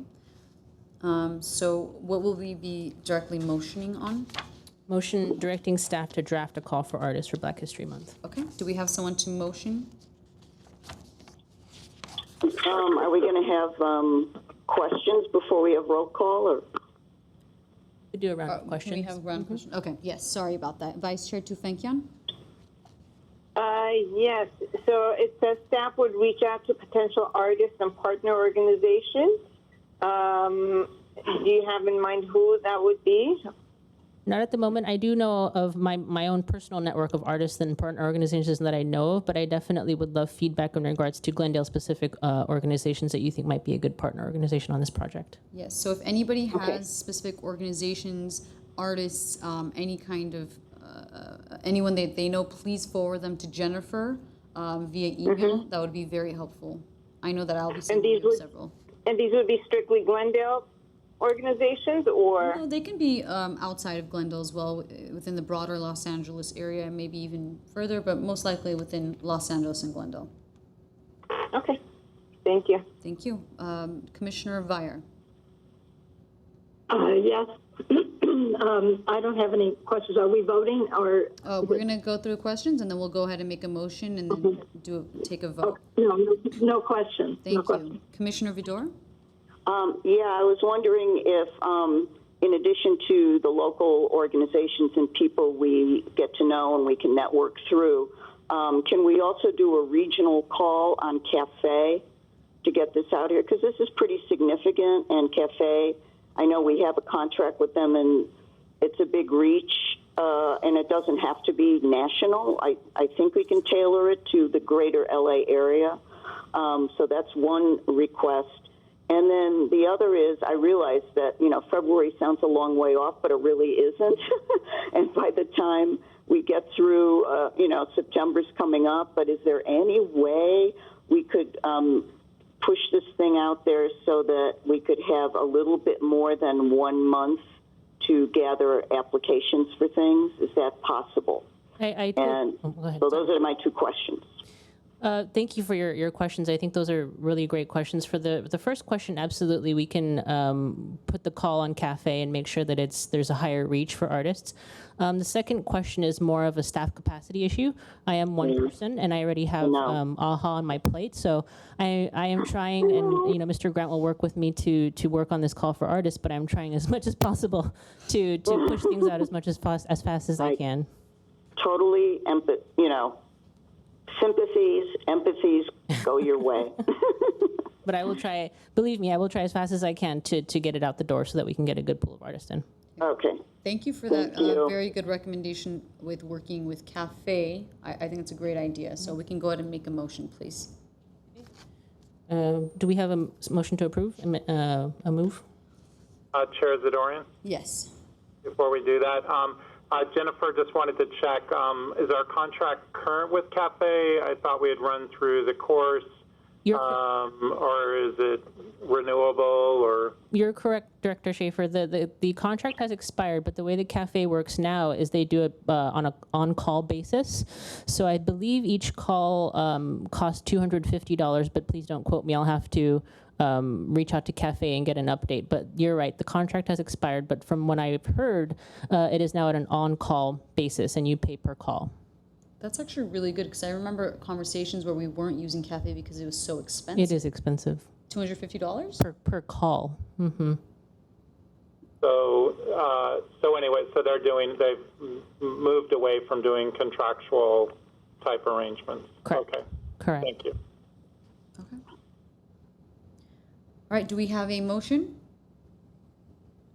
Oh, God, I keep forgetting to pull up the motions. This is Commissioner Vire. I move that the Arts and Culture Commission directs the staff to draft a call for artists for Black History Month. I second. Okay, we'll take roll call. Commissioners Vire? Yes. Vidor? Yes. Vice Chair Tufenkian? Yes. Chairperson Zadorian? Yes. Great, thank you. Agenda item 5D, report on a year-long focus on cultural diversity and racism Cultural programming, a motion directing staff to plan and execute a year-long cultural engagement program recruiting authors, curators, historians, panelists, and speakers to present both online and in-person exhibits and presentations not to exceed $25,000 from the 2019-2020 work plan. And Director Schaefer, would you like to share on the report? Yes, please. So I guess I'd like to say we heard you loud and clear. Can you hear me? Yes. Yes. Mm-hmm. Sorry, I thought I heard someone and thought you couldn't hear me. So we heard you loud and clear last month that you were very taken aback by what was happening in our country and locally. And so we wanted to move forward a proposal that would focus on racism, diversity, equity, and inclusion. So we discussed last month the immense impact of the recent Black Lives Matter protests and rallies to shed light on systemic racism towards black people and other people of color, which has affected the United States. We've been asked to propose opportunities to highlight the black experience and bring additional focus on systemic racism in addition to enhancing and elevating culturally diverse artistic voices. Thus, staff have developed a year-long plan with the intention of recruiting, as Jennifer said, authors, curators, historians, panelists, and speakers to present both online and in-person exhibits and presentations. The goal of this programming would be to build upon the momentum of the Black Lives Matter movement by amplifying cultural voices, again, through the lens of diversity, equity, and inclusion. So we're talking online programming as well as photo essays, historical photographs, and we really were looking at focusing it around existing cultural heritage months. So as you're all aware, September 15th through October 15th is Hispanic Heritage Month. So we would focus on Hispanic lives at that time, Latinx lives. Just to highlight a few, obviously we have Native American Heritage Month there as well, Black History Month in February, Armenian Heritage Month, Asian American Heritage Month, and Black Lives Matter and Black History Anniversary. So as example, choose just one, during Hispanic Heritage Month, we would look to bring in an author for an online discussion. This author wrote a book called Stealing Home, subtitled Los Angeles, the Dodgers, and the Lives Caught in Between. This is the story of what happened in Elysian Park before Dodger Stadium. It, as you all know, was not always there. There was a vibrant Latino culture and community in Elysian Park, and through eminent domain and other things, that community was ripped apart. And so we would really be looking at this as through that lens of systemic racism and what happened to those people. To bring the author in would be our hope, to interview him, chat with him, but also have an online photo essay about the events surrounding that occurrence, and then have other discussions, positive ones as well, celebrating Latino culture, as well as looking at the systemic racism that Latino lives deal with each day, day in, day out. So happy to answer any questions that you may have on the proposal. We can go ahead and get started with Vice Chair Tufenkian. Yes. Okay, so thank you very much. I think this is a great program, and I think very much needed. A few questions. First of all, the $25,000 is for the whole thing for 1 year. Yes, I mean at present. I mean we'll.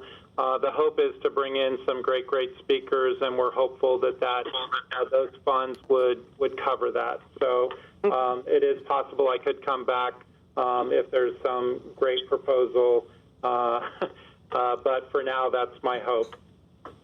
So that's roughly $3,500 per month, or per month. So,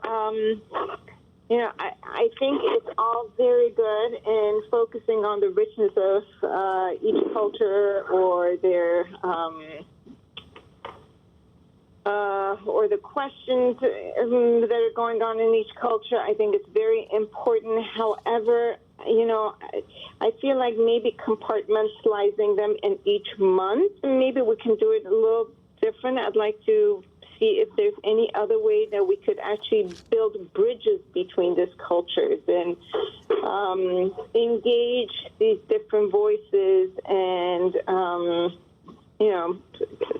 just more engagement between all of them. And also, I would suggest, is there any way that we can partner up with maybe the school district and have this be something that is a little bit larger than just what we're doing, and actually go to schools and have these art projects or curators or lectures or speakers all kind of present their things at a younger level to maybe, because I think I think it's very important to engage students at a younger age as well. Thank you, Commissioner Tefenki, and we very much would like to partner, and very happy to hear that the Commission is open to that. We would look to partner with GCC, others in the community, so I'm happy to hear that there's interest in that. And then definitely open to the building of bridges. That's what a library certainly is all about. As, for instance, one of the proposals actually, which I didn't cover verbally, so thank you for bringing it up, is drawing a bridge between Black Lives Matters and the LGBTIQIA plus community, which we saw a bit this last just month or so ago when Pride Month intersected with the Black Lives Matter cultural happenings at the time. So definitely would be open to building those bridges as well. So thank you for the suggestion. Thank you. Commissioner Byer. I think it sounds like an ambitious and fabulous process, and I think there are a lot of groups that we could partner with besides educational groups. Also, in the city, the cultural centers themselves. Thanks. Thank you. Commissioner Vidor. Yeah, I'd like to thank you, Director Schaefer, for putting together something that's so comprehensive and broad and will really get us on a great track. I agree with everything Vice Chair Tefenkian said.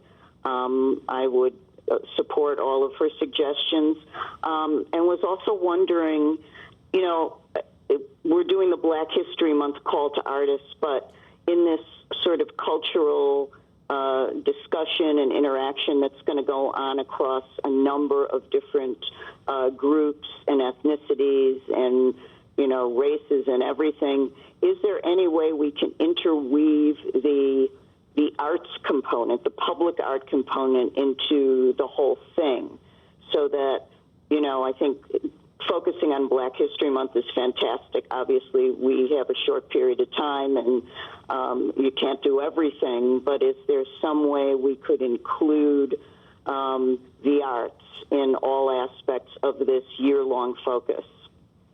So as the Department of Library Arts and Culture, art is my middle name. We'd certainly be open to that, but again, as we've discussed, Jennifer is one person, so trying to do additional calls and all of that could be difficult.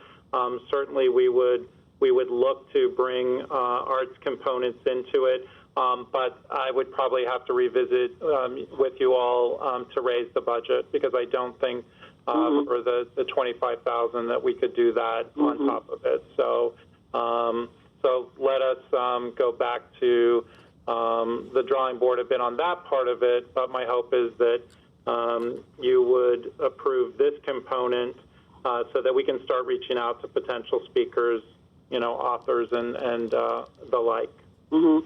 Thank you. I agree Obviously, we can only do what we can do, but if we could potentially, as you get started with this, with your $25,000 budget, if we could revisit this on a regular basis, maybe even make it a standing agenda item for a while and try to discuss what the, how things are evolving and whether there is a need to allocate more funding to this. I would certainly support that. Absolutely, and I appreciate that. And I guess the other part of the arts part, because I would like to do that, it's just, not knowing when we're going to be reopening, we would really have to rethink. And certainly we saw some rethinking of art just a little while ago, but it's, not the same thing right now. So we'd have to really think about how we incorporate that when we're not able to, gather in space. So.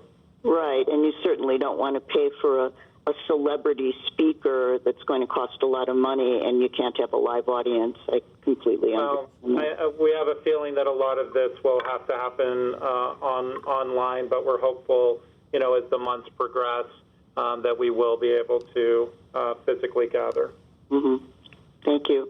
I have one more question that relates to, I noticed that the gentleman from on your upcoming panel, which sounds really fantastic, the gentleman from La Crescenta who's written books about our own local history here, and that just wanting to make sure that's kind of another component that's interwoven in. It's a dark component. It's not a positive uplifting thing, but to confront Glendale's longstanding reputation, unfortunate reputation of having a lot of dealings with racism and various hate groups is something that I'm glad we're covering in this effort. Well, that will be something that the library is involved in as well, is looking at that history and bringing shedding light to it. So know that is something we'll be looking at as well. Thank you. You bet. Okay, so I have several either just comments, recommendations. So the first would be, I know that right now, because there is a safer at home ordinance, speaker series makes sense, but once these are lifted, I would like to kind of move from that into just more interactive, installation-based kind of art. I like speaker series because it's educational, but after a while it does get boring. People don't want to keep going and sitting and just listening to people talking, and especially not once a month. So maybe something a little bit different, out of the box. Obviously, once things go kind of back to normal, not that we will be going back to normal. So then the second one would be the Black Lives Matter and Black History Anniversary. So I know there was one Black History Month, and then there was a Black Lives Matter and Black History Anniversary. I wonder if we can just make it Black Lives Matter and Juneteenth, and celebrating Juneteenth as part of that, rather than stating Black History Anniversary again, kind of make that part of the discussion. Just a placeholder. It's definitely, yes. We're actually looking at, if you were to approve this, we would look to bring in a speaker who's an expert on the Tulsa Race Massacre. He's actually going to be a speaker on our panel in a few weeks, but we would like to bring him in here. It will be the 100th anniversary of that massacre, which I am well acquainted with based on my history, but also it happens to coincide with the 1-year anniversary of the riot that happened, protests that happened here. And so we want to wrap that all in with Juneteenth. We want to wrap it in with LGBT plus items as well. So it's really looking at it as kind of, it's an observance. So that was just a quick way to capture that. Thank you. So then the other would be, so I know some of us have stayed. I love Commissioner Vice Chair Tufenkian's recommendations of working with the college, with students and school board and other, obviously, establishments. And And also the part about having something where it's all interwoven, maybe something, I was looking at the calendar time, maybe July or August, that would be kind of intercultural and intergenerational sort of art event, art festival, something along those lines. I know obviously that might not fall into this budget and this concept, but something that would bring in different cultures all together and celebrate everyone in Glendale. And the last thing that I did want to state, Just for clarification, July, August of 21? I'm just stating on the calendar because I'm looking here, it says September, November, February, April, May. Just any time that would fall in between there where there is enough time for that. That would be great. And the last thing would be, I would be more than happy to kind of up the budget more than $25,000. I have no idea how you guys will be doing all of this with $25,000. To me, it's worth it. It's an investment, and adding more to the budget would be completely fine with me. So those are my recommendations. We would welcome that. Thank you. Okay, so Can I ask one more question? It's a quickie. yes. In any of all of this, do you envision our police department engaging in any panel discussions or talking about any of that type of thing? We would welcome including them. That would be, up to them as well as the city how they would like to engage, but we would certainly love to have them. I don't speak for them.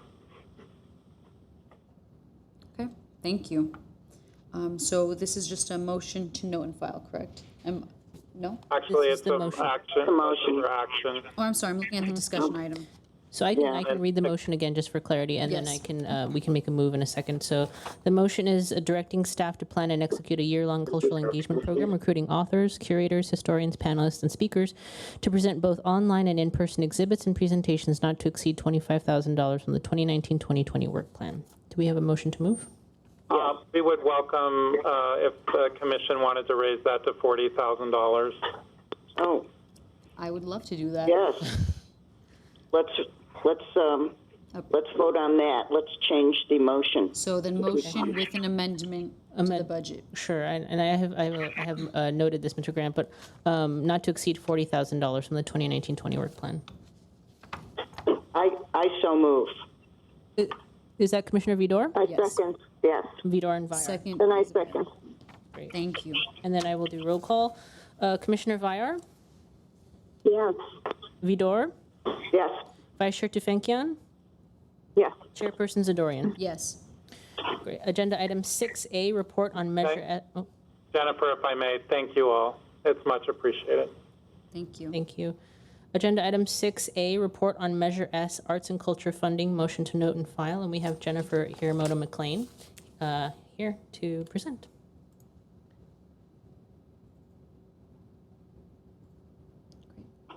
Well, good afternoon, Madam Chair and members of the Commission. It is my honor to be here once again to present to you. Today I'll be presenting an update with the business recovery strategy. This was presented to the City Council in June 16th, a month ago, excuse me. And the presentation today, I would like to bring you up to speed with the background with with the strategy, the blueprint for the Support the Arts Grants program, and the discussion and your input on eligibility, guidelines, and timeline.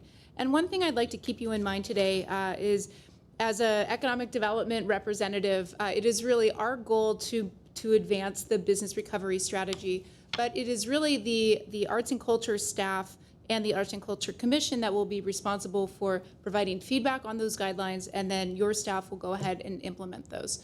So today also is the official handoff, and we do look forward to getting your feedback and hopefully guidance on these parameters. Just by way of background, so on June 16th, the Economic Development Division went to City Council, and Council adopted this business recovery strategy. There's really 4 pillars here. And many different elements within each. So we had a clear and concise messaging. This is critical as we move toward triage for our local business community. Supporting small businesses and micro enterprises, help businesses adhere to the health protocols, and then be an advocate for all business. And this information came about through a business recovery task force, and we had Chairwoman Tufenkian, who was on that, and as well as other members of the business community. This is a very messy graph, and I apologize, but it is really intended to illustrate what we mean by advocate for all businesses. So Glendale is really rich in the diversity of types of businesses that we have here. And you cannot see it. Not only is it tiny, it's also in yellow, but we have 2% of our business community is the arts, entertainment, and recreation. And that equates to about 1,200 employees. And the problem with these reporting measures is it's not always a perfect segment. There may be others in arts who do not neatly fit within that. But this is just to let you know what we've worked on is to try to come up with a strategy that would really hit the different segments of the business population. We also did a business survey. We've done several, but this first one we had about 700 respondents. Again, very difficult to read, but you can see that we had a diversity in the types of businesses that provided feedback on one of the main questions, which was, how are they coping during COVID, and what is the type of response that they were expecting from the city? So two of those things just to highlight, entertainment made up 7% of the respondents, and nonprofits made up about 5% of those. So again, just to illustrate to you some of the diversity of responses we received.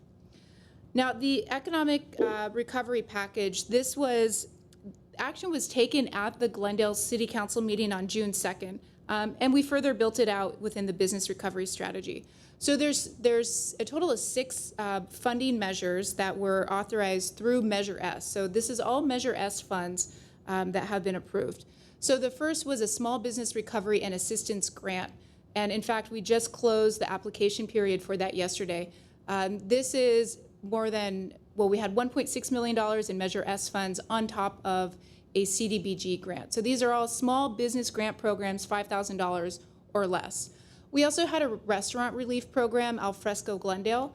You may have seen some of the K-rail installations go up throughout Montrose and Brand. So at the time, we did this with the idea that restaurants would still have a limited capacity, but some indoor capacity. That's now changed, but council authorized that funding for us to move forward with that program. And we also had a personal protective grant program of $1 million, which we are still working on deploying. And this is when it gets interesting for you. So as part of this, we also had to support the arts, and really that's why we're here today, and I'll get into more detail on what that means. A child care program for $250,000. And finally, working with our business organizations to assist with the allocation of resources through the chambers of commerce, for example. So this was generally approved by the council, and I say generally because some of these still need to be further vetted, and that is why I'm here today. So we will go back to the council on August 4th with recommendations, not just with this grant program, but the child care and a few other of these programs. So when we first made the recommendation to council about what is this arts and culture program, it has always been in our minds, and in part because of the work that we have done with the Arts and Culture Commission, that we need to make sure, particularly the artists and the arts institutions, that they can continue to thrive. They are and will continue to be an important part of our community. So the goal from this program has been establish a grant program to support arts and cultural institutions and organizations. And that's an important element to distinguish since the commission has already moved forward with grants like AHA. Second is that organizations must have been financially impacted by COVID with little access to relief funds, and we'll get on that touch on that a little bit later. And that this grant program is intended to be a sustainability program. In other words, it will be used to boost recovery and sustain operations, but not to create new arts programs. We're looking at this from the economic development perspective of we want to make sure that we can retain jobs here and ensure that the arts organizations, the art businesses can continue to stay and make their payroll and provide some other cash flow. So as we looked at the potential organizations, and this is not an exhaustive list by any means, and remember, economic development, we see things through our lens. We're coming to you in hopes that you can provide further direction as well. But this is an example of the types of organizations that could apply to a fund like this. And you can see organizations such as Abriel Bookstore, Ace 121, Antias Theater. Those are the folks that we had in mind. So that is just to highlight the types of organizations. We also did our own survey that was released just last week to get a better understanding of what types of organizations could apply and what would their feedback be. We only had 14 arts organizations respond, and that is based on the number that we think is out in the community. We think that's a very strong representation. So of those, 60% of those offered development, production, and a presentation of the arts, and the other 35% clearly focused on the arts. So we'll get to that too as we look at the different buckets that potential art programs fall into. 57% of these employ 0 to 5 employees, and you can see that less than 40% employ 6 to 25, following with the 26 to 50%. Some of the other survey results included, has your organization been negatively impacted by COVID-19? 92% said yes. I'd love to talk to that 7% that said no. And then we also asked, indicate the amount that your organization has been impacted, and you can see that more than 40% said that it has impacted their bottom line by more than $25,000. This feedback is helpful as we look at determining the funding levels as well. In the next slide, as a result of COVID, have you laid off or furloughed employees? 57% said yes. And again, those are numbers that we're very sensitive to. And have you received any COVID-19 related funding from the federal government? 64% said yes, with the funding range being between $1,200 and $500,000. So quite the range here. And I will say there were a couple of anomalies within the survey results. We had a landlord respond with some really creative responses on why they should be an arts organization as well. So we need to take survey responses with a grain of salt. But it is helpful to see the response. So as we have that in mind, some of the feedback we were hoping to get to you are, and some of the discussion we'd like to have today is, number one, who should be eligible? Second, what should the general grant guidelines be? What is the funding purpose? What should the funding amount be? And selection process. And while we have a blueprint laid out for you, this is really, hopefully you will be able to provide some feedback to us. And again, this program will be implemented by the arts and culture staff. So eligibility, we are dividing this into 3 buckets. One would be a nonprofit, tax-exempt 501c3 with the mission statement clearly focused on development, production, and or presentation of arts and culture. So that could be like the NTS Theater as an example. The second bucket would be a service-based nonprofit whose mission doesn't focus solely on arts and culture, but offers programming on the development, production, and presentation of arts and culture. So that could be an organization such as the Glendale Latino Association, who the cultural element is certainly at the core of its mission. And you can require and have restrictions such as mandating 50% of the applicant organization's budget must be devoted to arts and or cultural programming. And then a third bucket would be a business that offers the development, production, and or presentation of arts and culture. And so that could include organizing and coordinating community events, programs, and or services. Examples could be Abriel Bookstore or Lemley Theater. And I know that may be a question mark. It's a question mark up there because Lemley is a for-profit theater, but they are also a theater house who is also undergoing significant stress during this time as well. So they would, in this scenario, be eligible. There is a question then of who is ineligible, and we have a whole laundry list of other ineligibility requirements that are standard grant requirements, but I think 3 outstanding questions I would have for the commission to consider is, 1, would you be comfortable with businesses that have already received grant funding from the city or COVID-related grants? When the economic development staff was first preparing its business recovery grant, we made it open, or we made it exclusive for businesses who have not received any funding. But what we're finding now is, as more and more federal funds are being released, that it is now, it seems commonplace for businesses to at least receive some funding. So perhaps we put a cap on it. Maybe we say if you have received X number of federal funds, and the city, if they've received this, the city grant, maybe they're exempt. So those are questions to consider. The second is whether organization whose primary mission is to fundraise. We've seen that in some of the other grant requirements. It seems like that's a standard operating procedure to make those ineligible. And then a third is on individual artists. So because the commission has already authorized the funds for AHA, there seems to be an opportunity here to really just focus on the arts organizations. If one of the goals here is to continue to employ more than one person. So in this case, I would recommend that we have individual artists be ineligible unless they are employing a certain minimum of people. The second is on the general parameters. And again, most of these this is common language that we utilize in the previous grant for the Business Recovery Small Business Program. Obviously, the organization must be located in the city of Glendale. It must have been in operation for no less than 1 year. We're doing that in part to protect our own investment into this business, though that could change as well.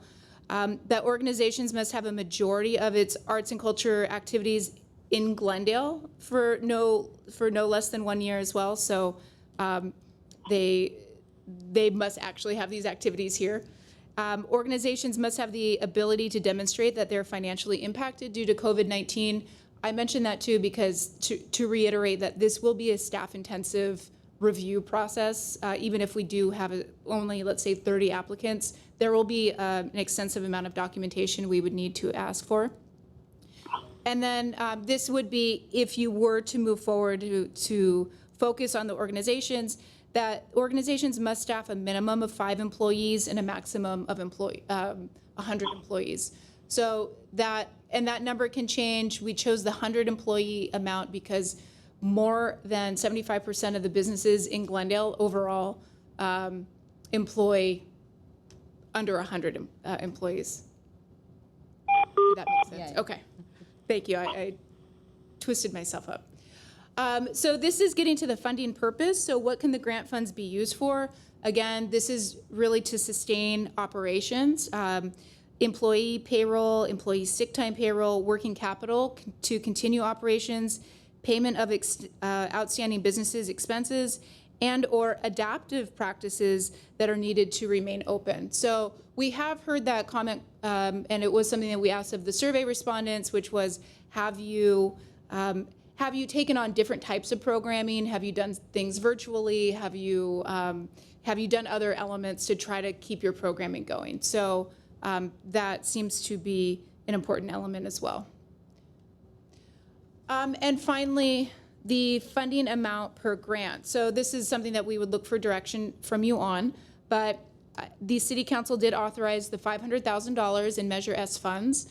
We would recommend $50,000 for staff implementation. I'm using that figure just because of some just recent examples that we've seen in working with other departments on deploying these programs. So that would be our recommendation, and you would have $450,000 in direct assistance available for these grant programs. And how you would do it, you could either do it as a sliding scale based on budget. So the larger an organization's budget, the greater the potential request. You could limit the amounts or have the amounts range from $5,000 to $25,000.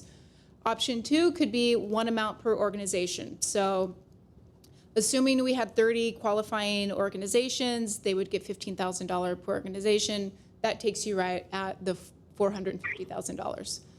So options either way. And as far as the selection process and proposed timeline, we work on the front line with the business community, just as I know you're working on the front line with the artists and the arts and culture community. And I think the sense of urgency here to get funds to these organizations is felt by them all. And desperation is something we continue to hear more and more. They need cash flow. They cannot open their doors. The hope is now taken away from them once again. So it would be our goal through this program to try to allocate these funds as soon as possible. So the timeline that you see before you is very aggressive, but this is in response to that type of feeling. So we're having our discussion today. From this, we would, as I said, hand it off to your team for further refinement, present the funding and guidelines recommendations to the City Council. They've already authorized these funds. They've directed us to go to you, but we will just circle back. And hopefully on August 12th, we can start public outreach and let folks know this will happen. On the 26th, open the grant. Two options on that as well. We can have it as a first come, first serve application or do it as a lottery. We just did a lottery for our business and residential program. It seems that we had a minimum number of 400 potential grants available. For what I imagine the smaller size here, I would suggest that you move forward with the first come, first serve application. And finally, the internal review with your team would begin immediately. Again, a suggestion, the review and allocation of funds here should be based solely on the eligibility requirements and submittal of proper paperwork. Unlike the more artistic elements that you have spoken even today, right, at length with AHA, this is really, it will come down to whether these organizations meet the criteria. It is not on merit of whether they have the type of art that we like to see through those organizations. So I would strongly suggest that you keep the review internal. I think that also allows for a more expedited review process. And again, a quicker opportunity for these organizations to receive the funds. And it would be our goal to successfully allocate all funds by October 30th. So again, this is a very, very fast timeline, but if you ask our business community, they will say it's not fast enough. So with that, our recommended next steps would be, now that I've spoken your ear off, to discuss the outstanding elements, and we can go back at any of those points, and based on feedback, the Library Arts and Culture staff would develop and implement the grant program. And that concludes my presentation. Thank you. Wow, thank you. You got a lot of information in there. Jennifer, so first of all, thank you for the presentation. It's very thorough and really great work. Maybe, Chair Zadorian, would you want to go based on the 5 steps and where the commission would contribute their feedback? I think you had 5 steps. Is that correct? Maybe we can go one by one, Yes. And then we could do the round of commissioners providing their feedback. Yeah, I think I want to somehow make it more organized and kind of make it like make one comment or question towards each step, because this is going to be a very lengthy conversation if we do not do that. So we'll go ahead and get started with Vice Chair Tufenkyan. So you mean steps by one guideline and eligibility and the other? Right. So each commissioner would So the problem give is they don't feedback have on this each. in front of them though. They received a PowerPoint presentation. Oh, they did? Okay, yeah. okay. So it's also on the screen, but Okay. I was suggesting commissioners comment on each one so we can quickly go through the process. Okay, Vice Chair Tufenkyan. Okay, so I'm commenting on guidelines and eligibility. Yes, unless you don't have Okay, one. and then- Actually, I don't. I think that is fine. And then the next, am I going through all of them right now? Yes, or whichever ones you want. But in that Okay. order would I be think we nice. should go through guidelines and eligibility and have each commissioner. Okay. Yeah. You want to go one by one? Yeah. Okay. So then we can move forward, and then we'll come back to you for the next step. So Commissioner Vire.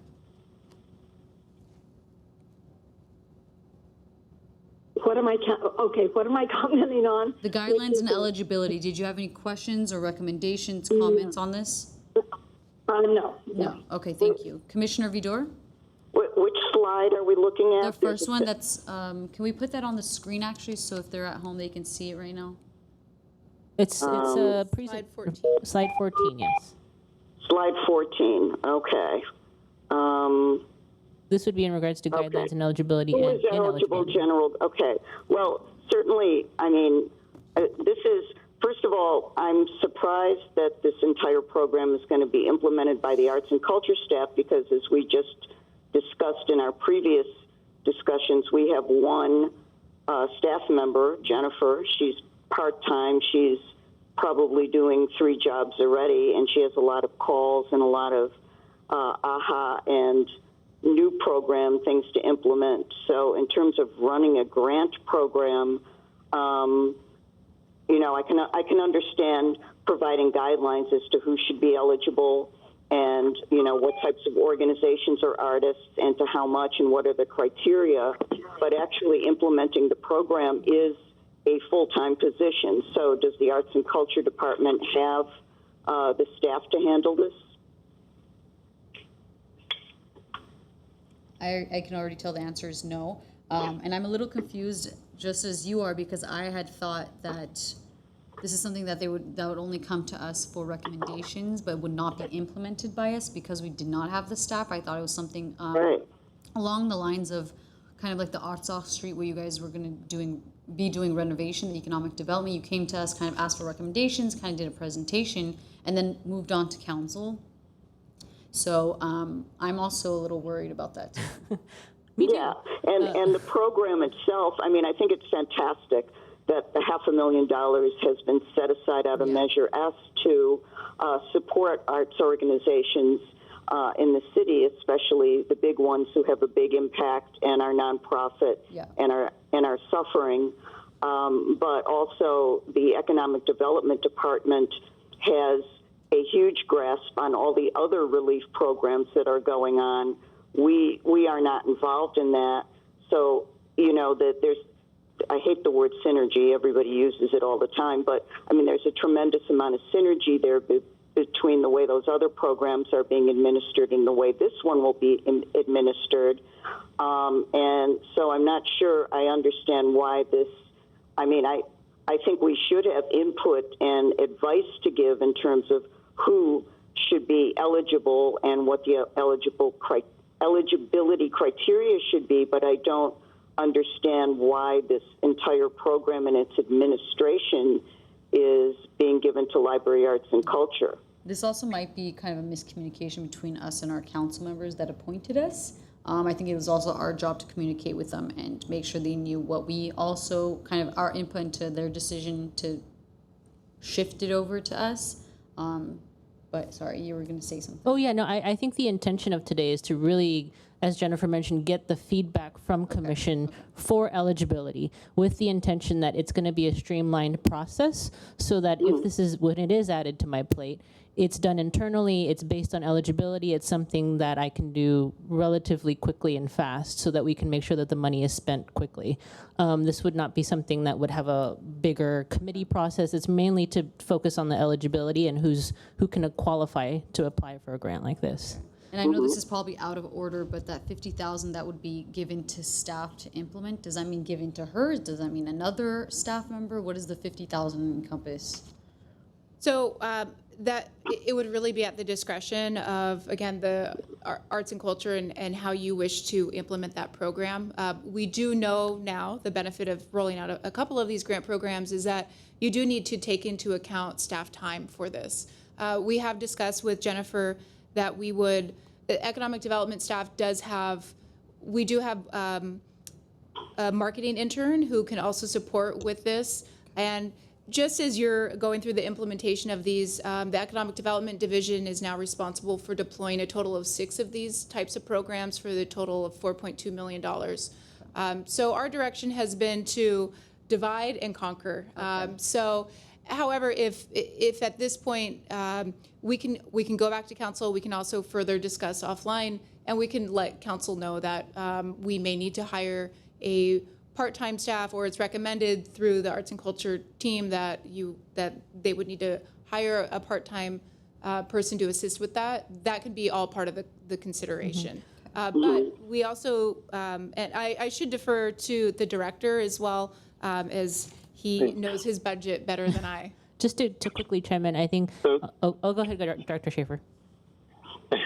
So the director's trying to get a word in edgewise, sorry. So Library Arts and Culture has other staff besides Jennifer. So, you know, one, I think what economic development is looking for is some direction. Do you like how they're broaching eligibility? You know, do you have any suggestions there? Do you think that's a good way to do it? But, you know, given that they are providing funding, we have other staff. So it might be under the leadership of Jennifer, but it would be minimal of her time. So I look at it as if we receive a grant, I would have certain staff working immensely on that grant. We might budget an hour of my time a week for the grant because I'm really not doing the day-to-day, but I'm giving the strategic oversight of it. So I think that's kind of where it's looking at. So I think they're just looking for, is their head in the right place? Is this how you think they should broach it? They're looking for input. We'll worry about, how to make it happen. And the city doesn't proceed with, economic development. You're doing this, so it's all in your court. We divide and conquer. All departments help out.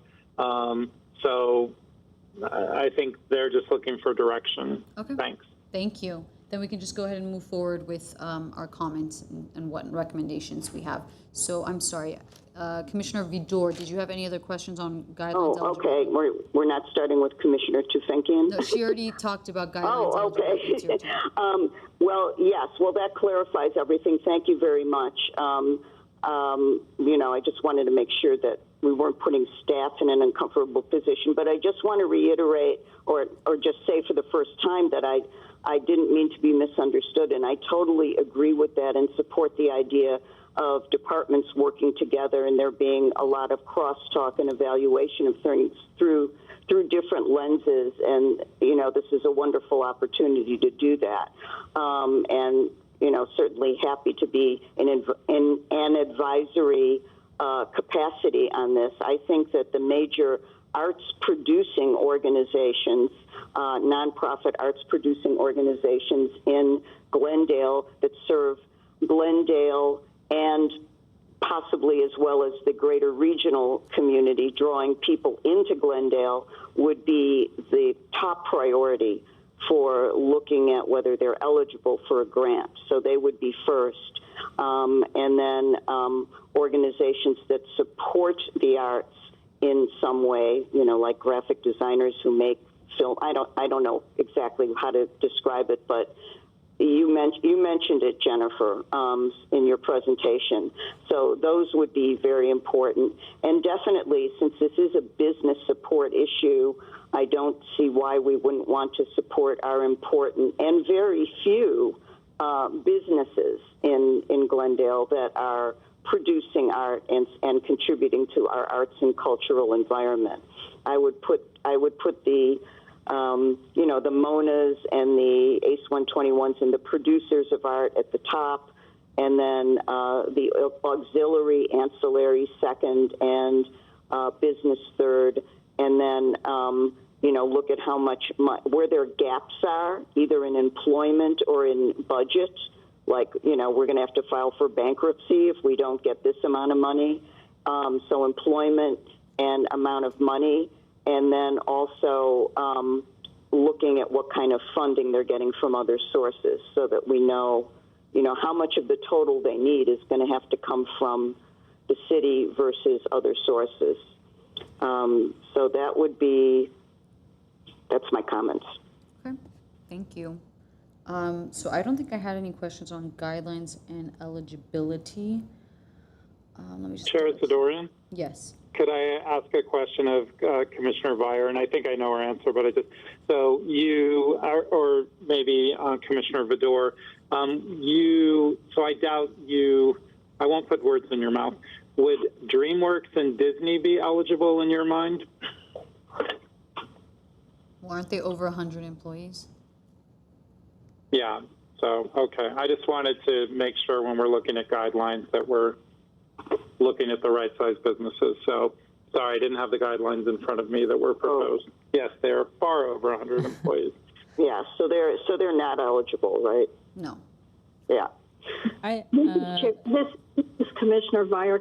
Now that I have the guidelines in front of me, may I make a quick statement? Yes. Okay, regarding the guidelines, businesses are listed on there sort of at the bottom, but I would like to to keep in mind the businesses that support the performing arts. This has been a real struggle for some of our local businesses, and since the schools are not going to be meeting on campuses in classrooms, I think that it's even more important. The training programs that the businesses that are training performers are important as well, and are struggling. I'd hate to see them close. Thank you. Well, I believe they would be eligible and they would just have to apply. I don't think we're cutting it off to performing studios or academies or whatever it might be. They just have to apply. Thank you. But thank you for the recommendation. Yeah, I was wondering too that, clearly there are dance studios, music studios, things of that nature could potentially apply as businesses, especially the smaller ones. Well, I assume, wouldn't they be businesses? Because they would need employees to be teaching these dance classes and whatnot. Well, yeah, that's the whole thing. I mean, I guess that's part of the evaluation, correct, Jennifer, that if they're continuing to conduct business on Zoom or do something else, obviously they can't do anything else. So if they've had to lay off staff and potentially lose staff, then would they qualify, even though they could not right now bring staff in? I mean, you can't fill a studio with students and teachers, but in the future, if their future ability to do that is being compromised or jeopardized, would that qualify?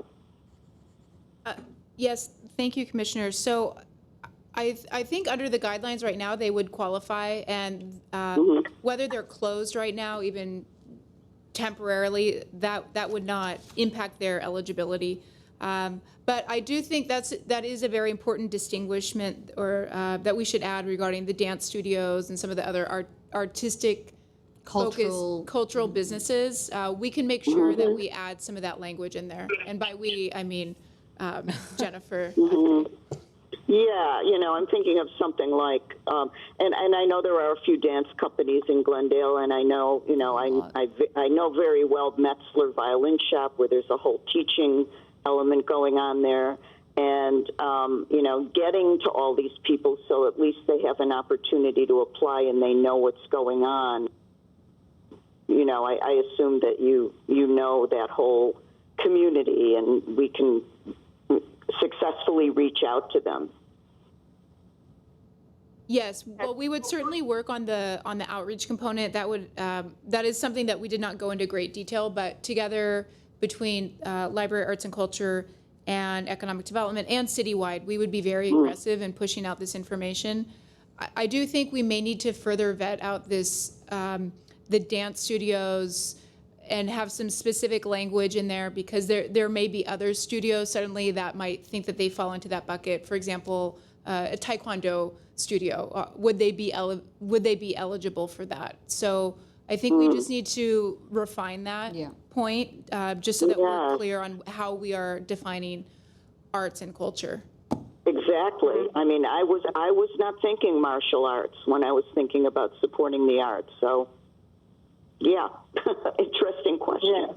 Yes, because there are certainly many studios like that within Glendale, and suddenly the 3 or 30 organizations or so that we thought could be eligible, suddenly that number has just at least quadrupled. So, at the very least, so we would need to further refine that.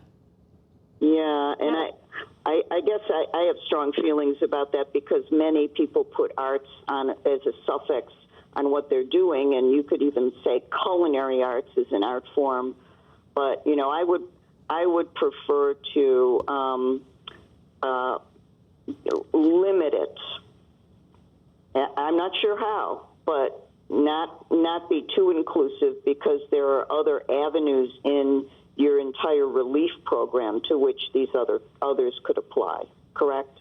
Correct, and that's an excellent point, because of the small business grant program that we just released, and we are expecting that we will have some additional funds to be able to possibly have a second round to that. So, and those types of business, those folks could have applied for that grant program too. So Right, they wouldn't okay. be left out in the dark by Okay. any means. I think I did have one question actually about guidelines and eligibility, if that's okay.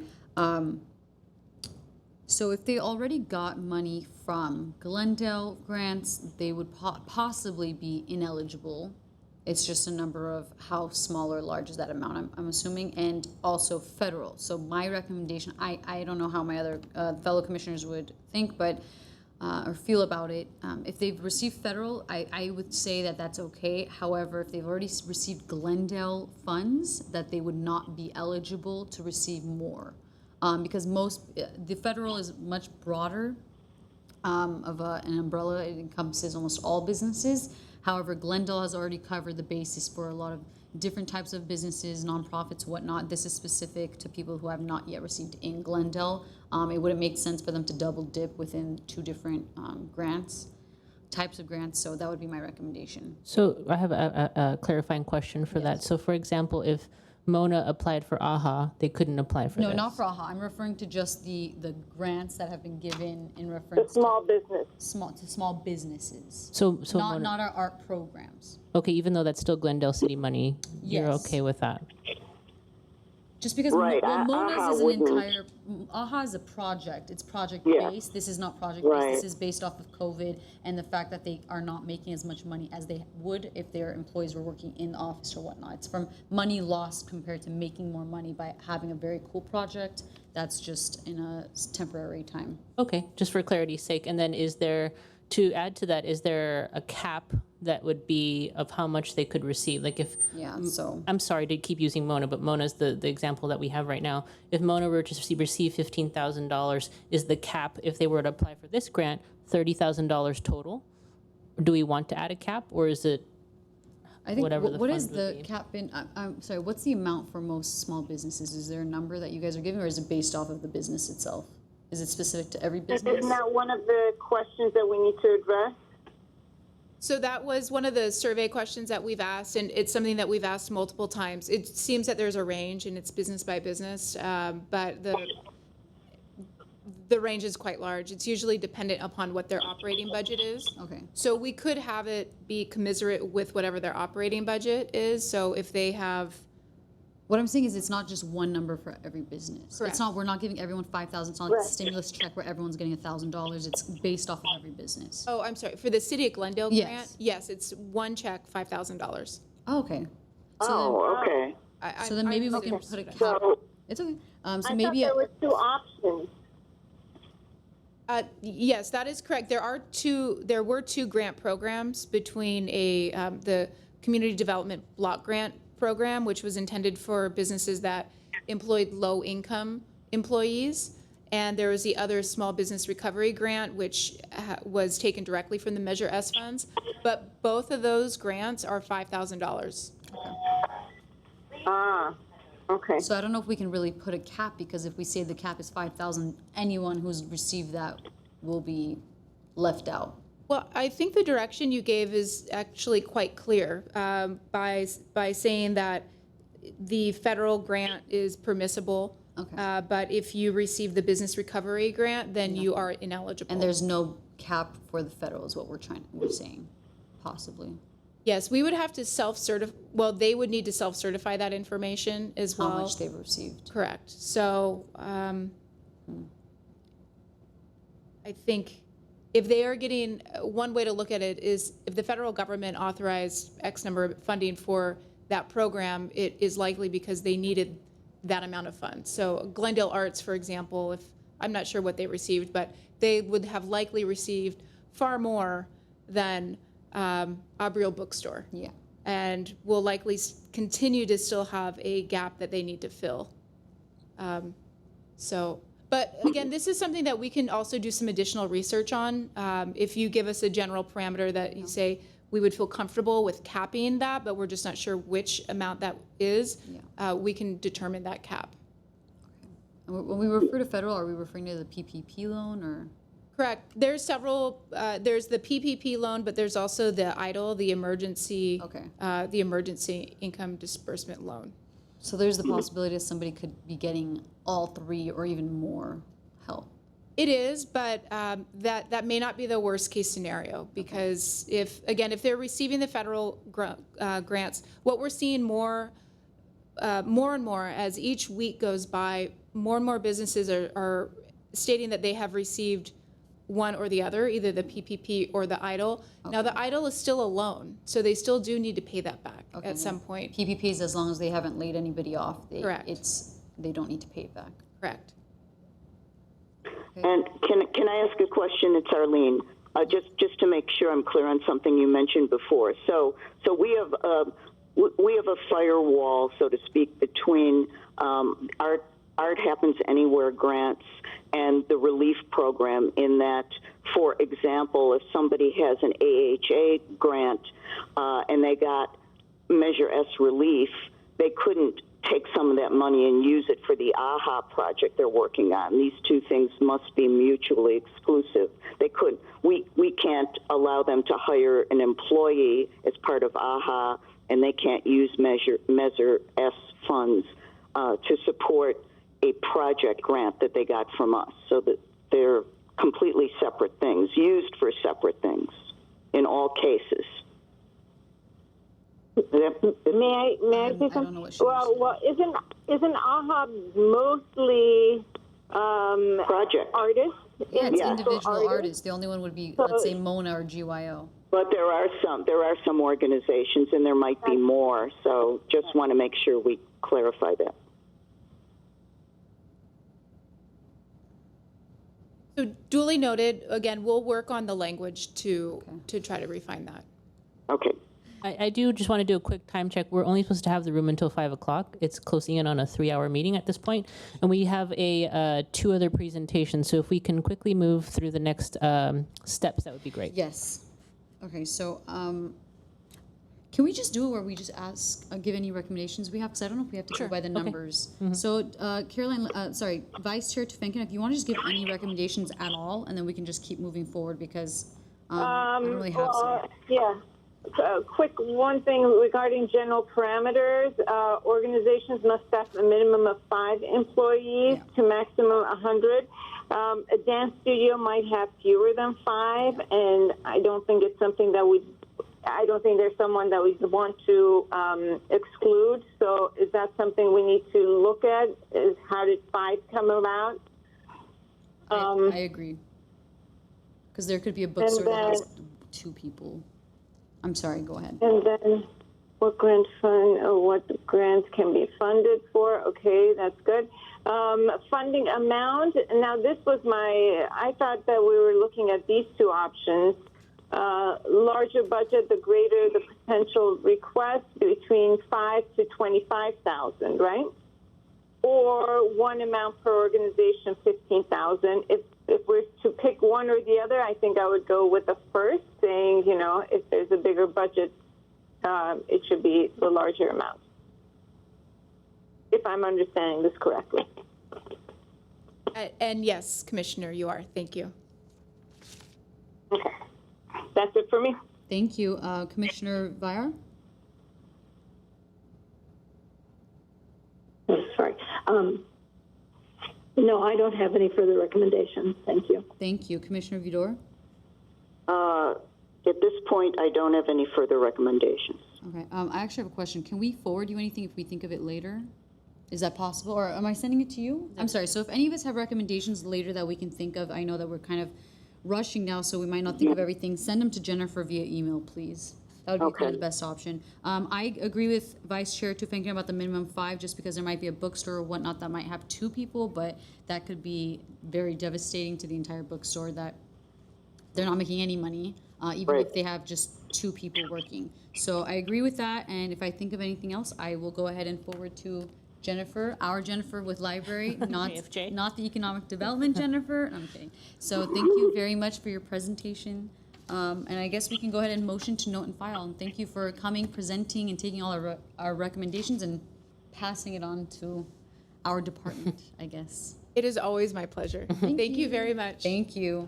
Do we have a motion to move? Can we make a motion to move for note and file? Right? I make a motion to note and file. Do we have a second? I'll second. Thank you. Vyar, okay. Roll call, Commissioner Vyar, Yes. Fedor, Yes. Vice Chair Tefankian, Yes. Chairperson Zadorian. Yes. Great, thank you. Agenda item 6B, report on the Glendale Public Art Map. And so I'm very excited to introduce Loreto Lopez, who is the Claremont Graduate University student, arts apprentice, who's been working with me doing the research and on a Glendale Public Art Map. She's done fantastic work. She's been working with us through June, and then she'll be ending her apprenticeship in July. So I'm going to hand it off to Loreto. All right, so good afternoon, everyone. Like Jennifer said, I'm Loreto Lopez, a graduate student studying arts management at Claremont Graduate University. I began in June with working with Jennifer on finding software that will allow the creation of a public arts map on the Arts and Culture Commission website. And so today I'll just be sharing with you what I found. So to begin, I'd like to provide quick background information on my research process. I began by looking at the Beyond the Box and Urban Art Program Plan maps to examine the existing data and how the maps can be used. And out of this, it was determined that the new map would need to be user-friendly, interactive, and consistent in the data presented. And afterwards, I conducted web research and examined public art maps from other cities. And the companies I contacted were Public Art Archive, Esri, DMP Lightbox, Leaflet, and Cardo. And Public Art Archive and Esri were the two companies I successfully communicated with, and we decided to move forward with both, but for different functions. So Esri would be the best company to move forward with in creating the map because of the customizable features, how interactive it is, and the way current maps look using that software. However, we would like to house our data with Public Art Archive for free because it would be part of a larger data set, including public art from around the world, and it would be accessible to wider audiences. So Esri has a mapping and analytics software called ArcGIS. The map can be embedded on a website or be accessed through a hyperlink connecting the user to a separate web page containing the map. The data used to create the map will not be shared or accessible with anyone else, and so only our data will appear on the map. There's also the capability to create a story map, which can make it more interactive by illustrating spatial relationships and adding some visual appeal. The information can be imported through an Excel sheet, and the edits will be made by the user and updated in real time. And the map is customizable, so the user has liberty in designing it how they see fit. So for example, the map can be color-coded or two-dimensional or three-dimensional. And for anyone who doesn't have experience with GIS and creating maps, Esri offers free courses on how to get started, and tech support is available around the clock. There's a classroom-based training, but it's for an additional cost. And the cost to create the map is a one-time annual payment of $500 for a creator license, which allows you to create maps, analyze data, and share results. Once you select a creator user type, you can purchase additional user types for various costs if needed. And there is no contract or obligations when making the purchase, which comes along with a 30-day trial to see if the product is the best fit for us. And if not, they will issue a refund. ArcGIS is a cloud-based software, so once the purchase is made, a link will be sent to the email used during purchasing and can be used anytime, anywhere. And so this is an example from the city of Burbank, who uses ArcGIS for their public art map. This is a screenshot of their webpage, and they include a hyperlink to the public art map that uses ArcGIS. And so this isn't a screenshot of what it looks like. And we'll just direct you to the web page so you can get a glimpse of what it's like using it. Looks like the internet might be a little slow on our end, but we can try Whittier. Yeah, that's Whittier's okay. also an example. Mm-hmm. Yeah, so this is another example. So the format's a little bit different. The pins aren't numbered as opposed to Burbank, and they have tabs actually in their map because they decided to include maps for other locations in Whittier, like trailheads and parks. And so the pins on the map, you can click on them and they'll give you information on the artwork, the location, a description along with an image. And you can use this sidebar to locate you to other images, or you could also use the map for the pins. So that's just another example of a city that uses ArcGIS and how it can be customizable to however you would like. Burbank's is still loading. Yeah, that's okay. You have an idea. I personally do like the Burbank one more. Yeah, I agree. It's And pretty I cool agree. because it's formatted as a tour, so you can. Yeah. It directs you in the order you like to Unfortunately go not to, working. but that's okay. It's okay. I can send a link out Yeah, later yeah, it's to fine. commissioners. Yeah, and for the next slide, We saw Whittier. yeah, that's just an example of how the map can look when it's embedded on the website, because the other two were hyperlinks. Okay. And so with Public Art Archive, we would be moving forward with them also, but for free. And so just a little bit of background, it's a database that's powered by WestStaff, and it documents public art from around the world. And so as a result, Glendale's data would be part of their larger data set, but can be searched by location or collection name through their Search and Explore tab. The user will be directed to a separate page showcasing all the artworks in the collection. Clicking on an artwork title will provide detailed information on it along with its location. The collection details can also be available on the Locate app, which allows users to view public art around them on their phone. You can locate art nearest to your current location or a specific location, and can use work type and distant filters to narrow down searches. The data submitted must have the following information: title, artist, owner, collection, the year it was created, street address, work type, materials, description, at least 2 images, and the image rights holder, which is usually the photographer. The information can be imported by a template Public Art Archive already has available, or through a spreadsheet Glendale has, as long as all of the required information is provided. Images can be shared via Google Drive, Dropbox, or using WeTransfer. The edits will be made through a shared spreadsheet or via email by contacting a representative of the changes being made. Submitting data means you assent to the content submission agreement, which states WestStaff will be granted a non-exclusive transferable license to use the content given to them for educational purposes. So this is an example of the City of Pasadena that uses Public Art Archive for free.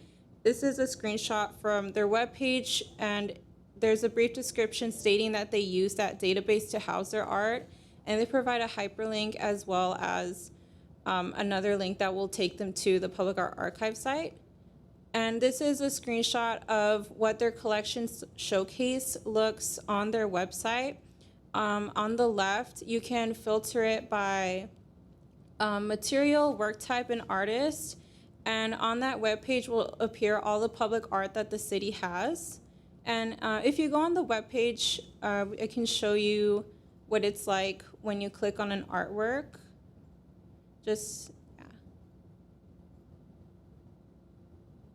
Yeah, so when you click on it, it gives you a little bit more detailed information along with some more images if they have more. And it gives you a little map with the location, so you could go visit it if you like.